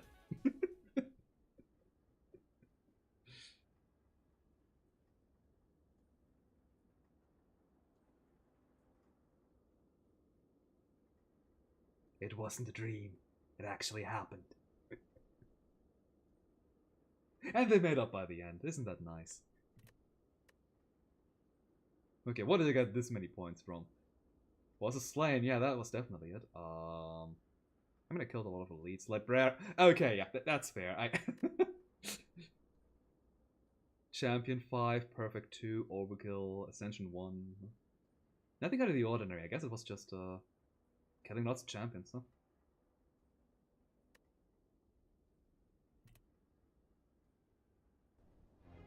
And that is 1/2 of the mod.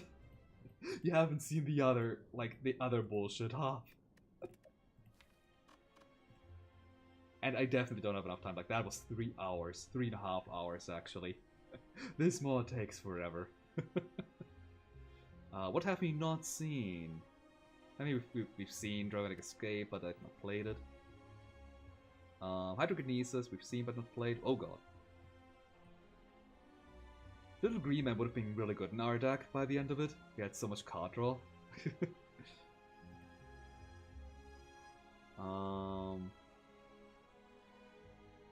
Accelerator is a fun card. Illusion of Grandeur is a fun card, but not really good in our... Well, could have been good in our deck, I guess.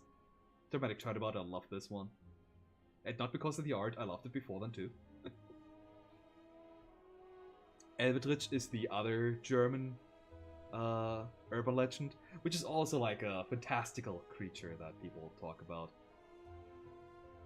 But this one's more chicken inspired. Enhance 2 and activate in the call drop X+1 times. Enhance 3, you say? Really good with Chem X, of course. Less so without it. Less so, it's just a worse version of Elvitrich. Of Wobbetinker, I mean. At the same time, it doesn't have hurt to have both.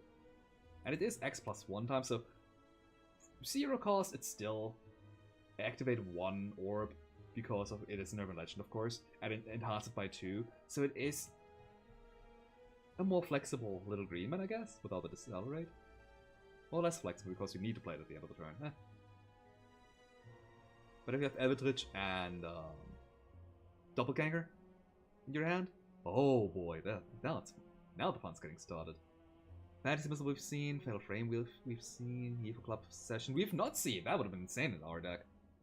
Evo Club Session. A 2-cost card upgrades to 1 cost, always exhausts. That draws 4 cards. Accelerate any Urban Legend cards drawn, and decelerate any other card.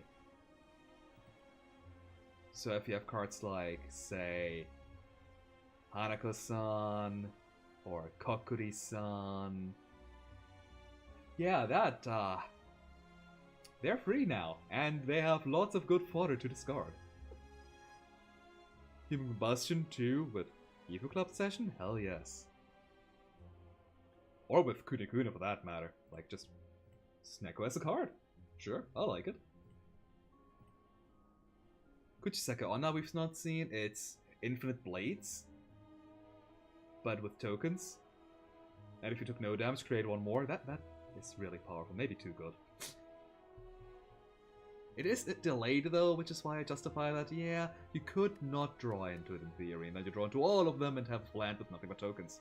Yeah, that sure has happened to me before. Ah, help! Gotta be careful with that one. Add an upgrade. The tokens are upgraded. Mechanical Panda we've not seen. It's the dropkick of this deck, of this game. Mod. There we go. Mod. Enhance front 4 and trigger that Occult Orb.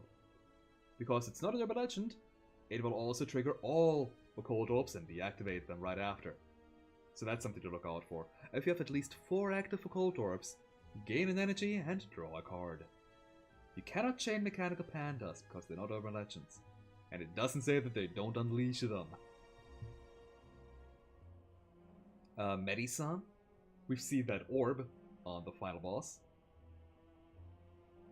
But what the card itself does is it's a 6-weight card. Unplayable. When this card is discarded, return it to your hand. Normally, card draw or like a telekinesis is negative on cycling. With Medisan, it's neutral. With 2 Medisan, you gain cards. Monkey's Paw. Do you have tokens? What if you had more of them? Unlimited tokens. Mothman we've seen. Occult Spreader. Fairly late card. I think I created it like last month. Telekinesis 2. 0 cost. Not an Urban Legend. But choose a card in your hand to become an Urban Legend. Chainmail used to be an Urban Legend, but I said, yeah, no, it's too busted. A 0 cost Urban Legend with Telekinesis. I can't have that be a thing. What if you could build yourself that? I mean, if you build it, now it's not just... Now it's not broken, now it's a combo. A broken combo? Perhaps. Okiku-san, we've not seen. Enhance 3 this combat. On upgrade, also enhance the front orb by 2 this combat. It exhausts, but that's fair. It's essentially a power that doesn't go away with Monkey's Paw. Monkey's Paw really made me consider what should be a power and what shouldn't be. Polybius we've seen, Psych Bullet we've seen, Also combos with Monkey's Paw, for better or for worse. Haha, I'll exhaust the strike! And it's back in the discard deck, god dang it. Psychic Explosion we've seen, Pyrokinesis we've seen, I think. Satoru-kun, Spirit Box, Sigma on a really silly card.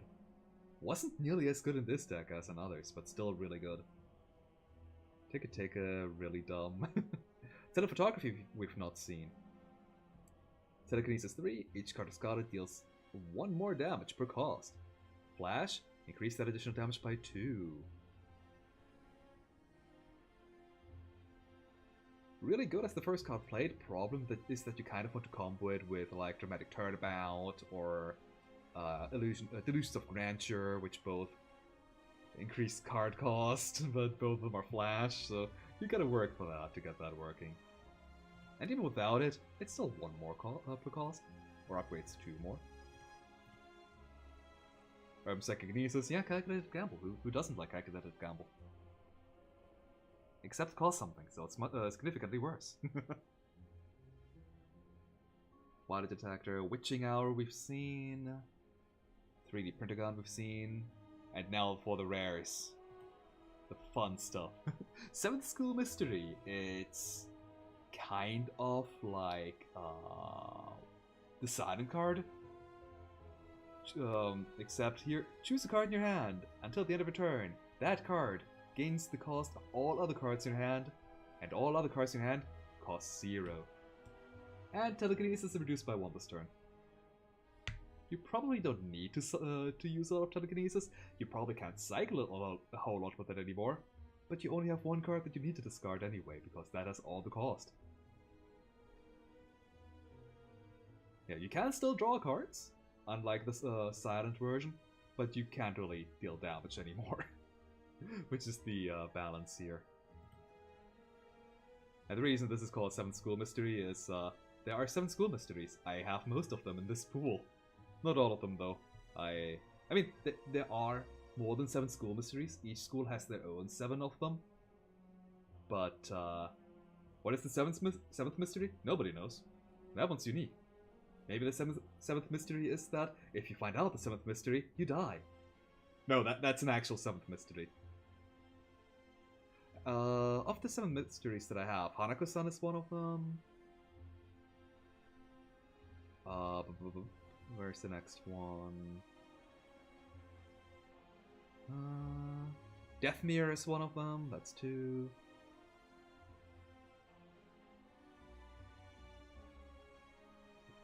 Oh wait, I missed it, but 13th Stair Step is one of them, that's 3. Where are you? No, where are you? Oh, up here. That's 3. And I think that's it with alongside the 7th School Mystery. So 4 out of 7. That's passing grade.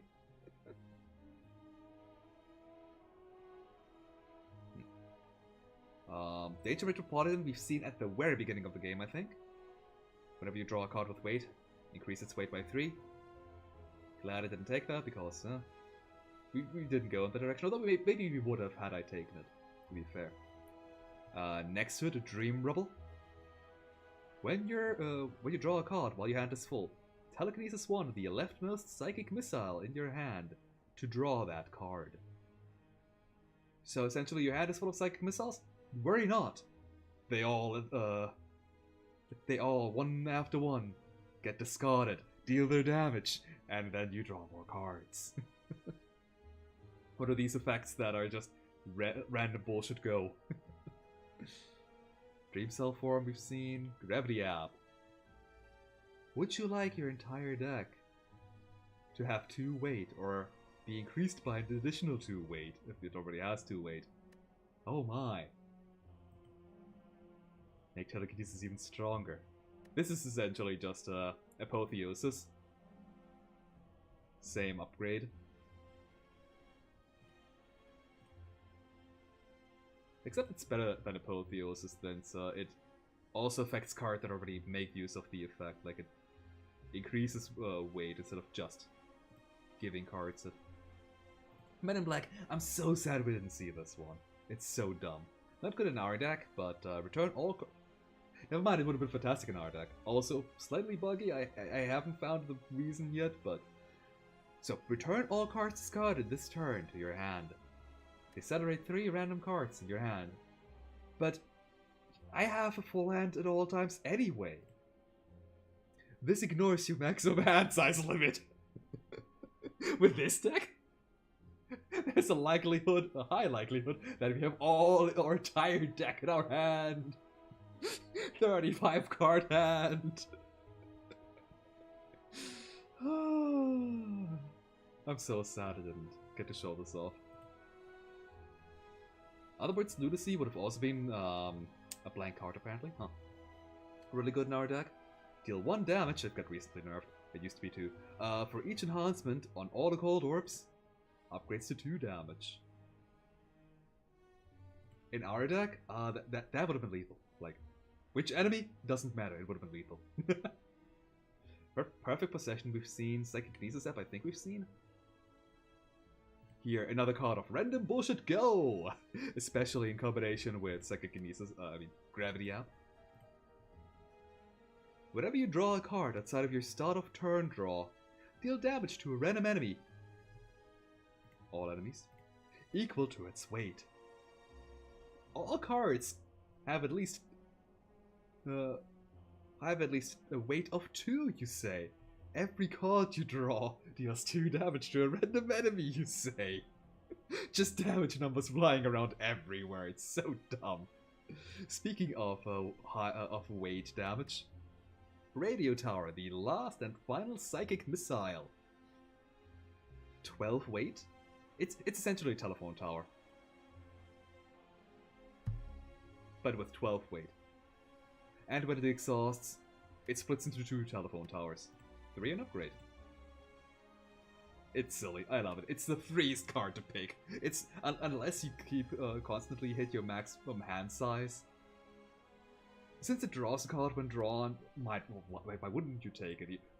Your entire game plan revolves around telekinesis, around discarding cards. You will be able to discard this radio tower at some point.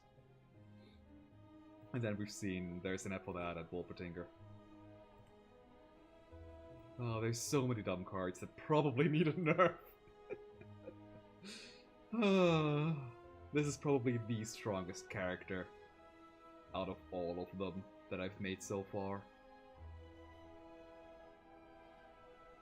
At least, like, on start. Like, all the characters got a bit... No, I think they kept roughly their power level. They gained some nerfs and gained some buffs in other places. This one just gains nerfs. I don't know what, like, maybe this becomes a 3 cost? No, at that point it's too weak. Maybe I just make it have innate again, which, oops, guess who didn't remove the upgrade description? When I changed that, nah, this is not gonna innate, this is gonna get 1 cost.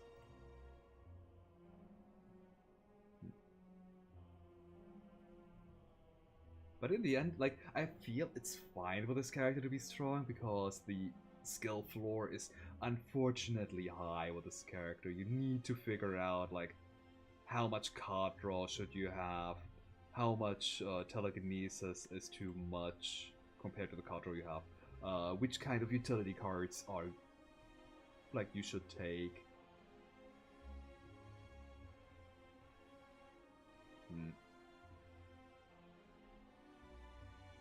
Which cards are broken?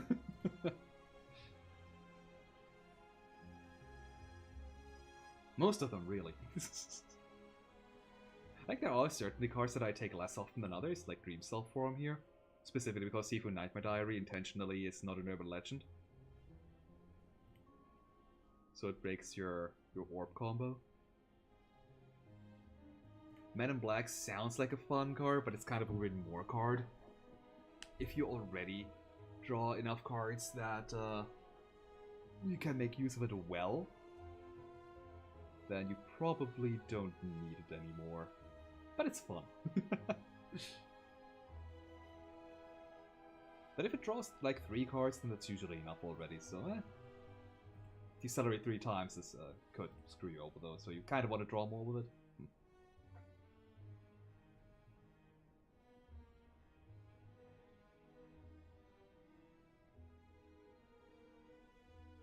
Yeah. Anyway, I've been streaming for more than 3.5 hours. Jesus. To be fair. Oh wait. I have one more job to do. What are the remaining urban legends I have not talked about? Hajak-sama I've talked about. Accelerator, not a urban legend, but a reference to 100% orange juice. Or technically Suguri in general, but the artist definitely referencing 100% OJ. Reference to Ace Attorney, of course. Reference to Doppelganger. I couldn't resist, I'm sorry.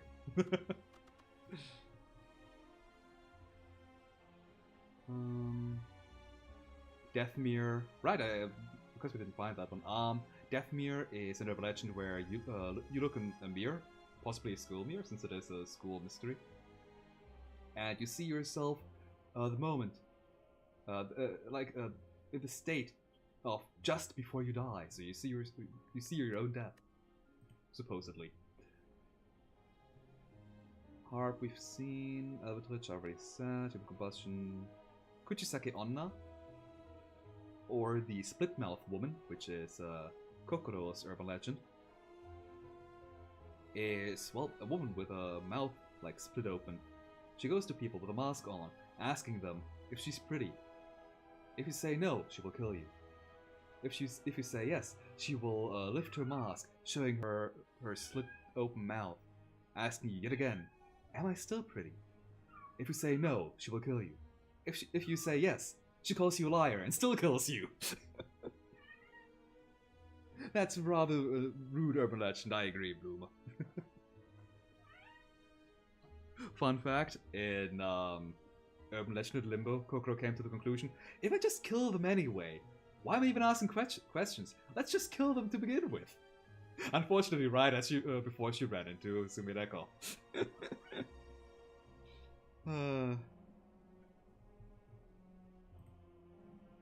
Kurikune is an apparition that you see far in the distance, usually on like wide open areas like fields. And they're these white wiggly things. And if you get too close to them, you become insane. Even just staring at them for too long makes you go insane. So don't do it. Don't stare at these wiggly things. I dare you. Medi-san is an urban legend of... so there's this doll that used to belong to this child. This doll's name was Medi-san. Medi-san kind of got lost when the child grew up and moved to a new place, and Medi-san remained at the old home. And one night, this possibly not a child anymore receives a phone call, and the caller refers to herself as Medi-san and says, "Yeah, this is Medi-san. I'm currently in your old home." Okay, that's weird. Medi-san was the name of my old doll, but the doll can't do a phone call, right? Weird. Somebody's prank calling me, clearly. Another phone call. This is Medi-san. I'm currently at the train station. Okay, another prank call from this person. Okay, weird. Another phone call. This is Medi-san. I'm now the name of the street of where the person was living. Okay, this is getting creepy. Another phone call. This is Medi-san. I'm right in front of your house. Okay, no, this has gotta stop. I gotta, unplug the phone. And yet, the phone rings again. This is Medi-san. I'm right behind you. And it is highly implied that the person is then killed by Medi-san. But if that's the case, how do we know this story? Questions over questions, indeed. Mickey Momo I've already explained. Mothman I have already explained. A cat in front of my screen I've already explained. Bluma. Bolivia's Okiku-san. That's a doll that grows hair? I don't... Oh, I don't know if there's anything else to it.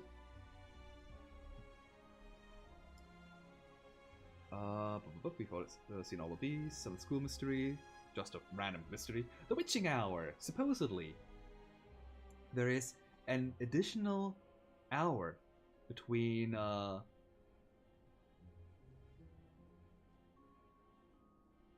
Is it? Yeah, I think there's an additional hour. Like, you know, like in what I'm referencing here, where all sorts of, like, weird things happen. And that's why usually at 3 a.m. all these weird phenomena happen. Because this is the Witching Hour. Something like that.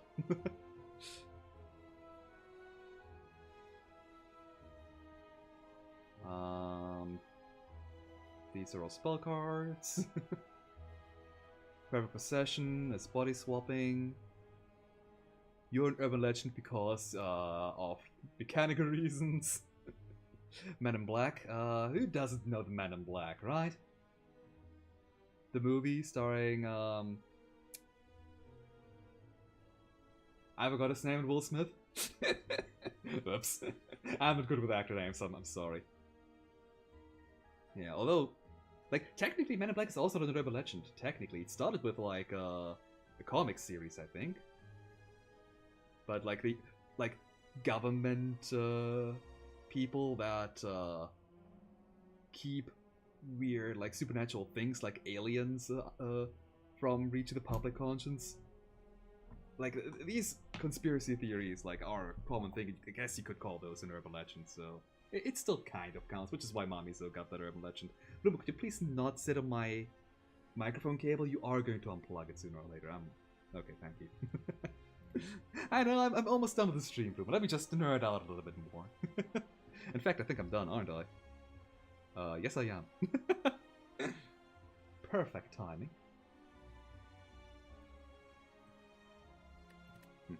Oh, and Gozu?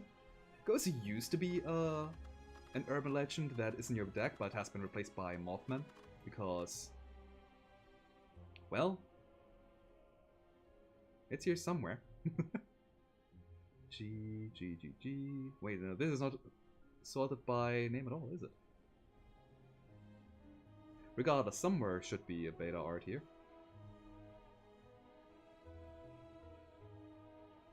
Or not? Where the fuck are you? Oh, right, because it's a boss only card, it isn't displayed here. Gozu is... So Gozu is like... I think it was...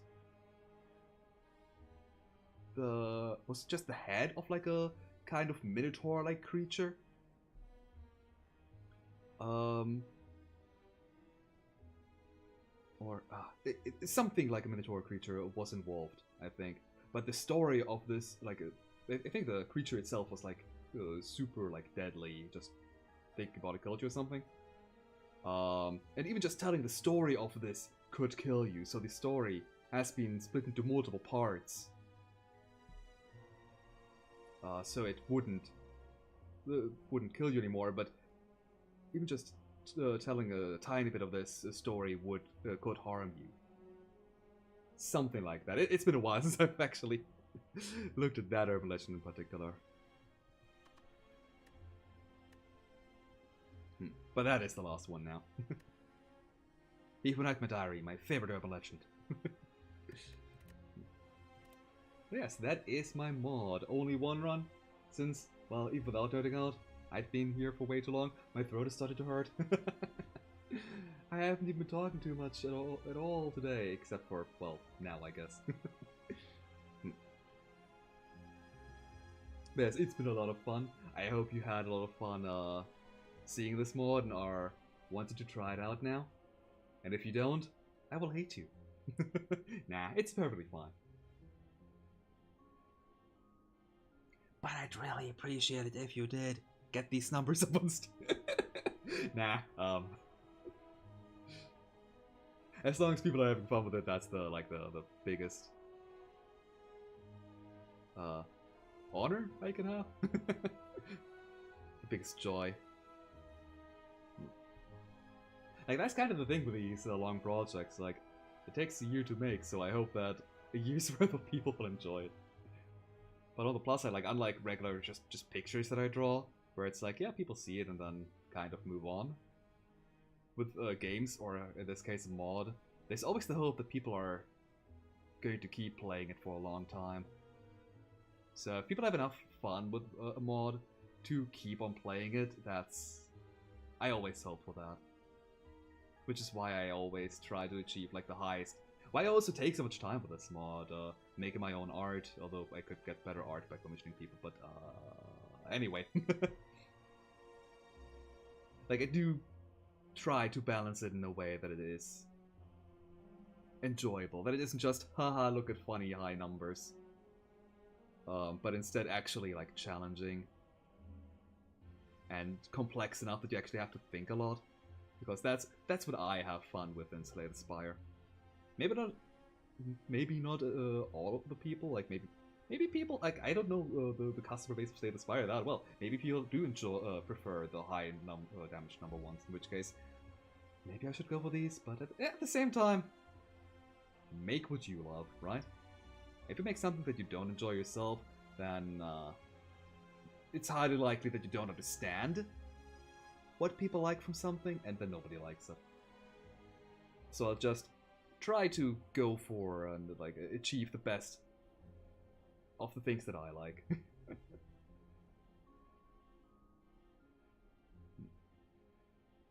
From a mechanics standpoint, my mods are always lacking a lot of polish on the graphical department.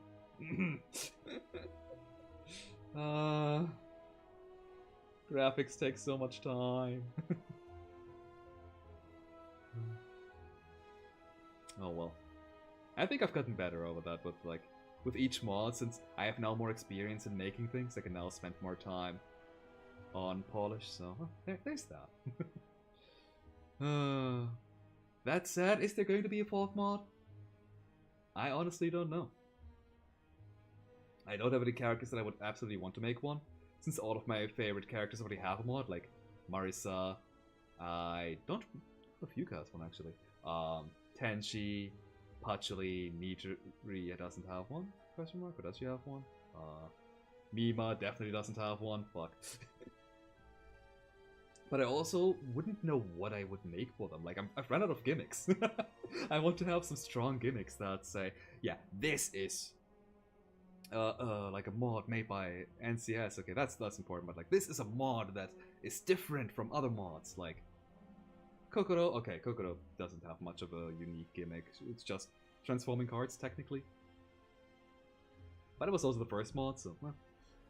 The second mod. No, I don't think there's a single mod that goes into the gold mechanic this deeply, where you actually like die if you don't have any more gold, essentially, because gold spending cards are so good and necessary. Where you need to spend gold. Most classes that do have something to do with gold just give you a bit of gold because reasons. Or maybe spend a tiny bit of gold on the one or other card, but nothing like super like class defining. And here, like, I don't think there's a single mod that has this much cycle. And I think the orbs themselves were also pretty unique. Like, I don't think I've seen I mean, there are combo meters essentially in other classes, I think. But not in this way, at least. But anyway, I've been rambling on for way too long again. Maybe there's gonna be another mod. Maybe I'm actually gonna start working properly on my own game that I started a while back. Which then got taken over by this mod. Maybe I'm working on this Toho Sonic game that I started years ago. When I started, which I then halted for the Kokoro mod. You know, which I started or released 2021.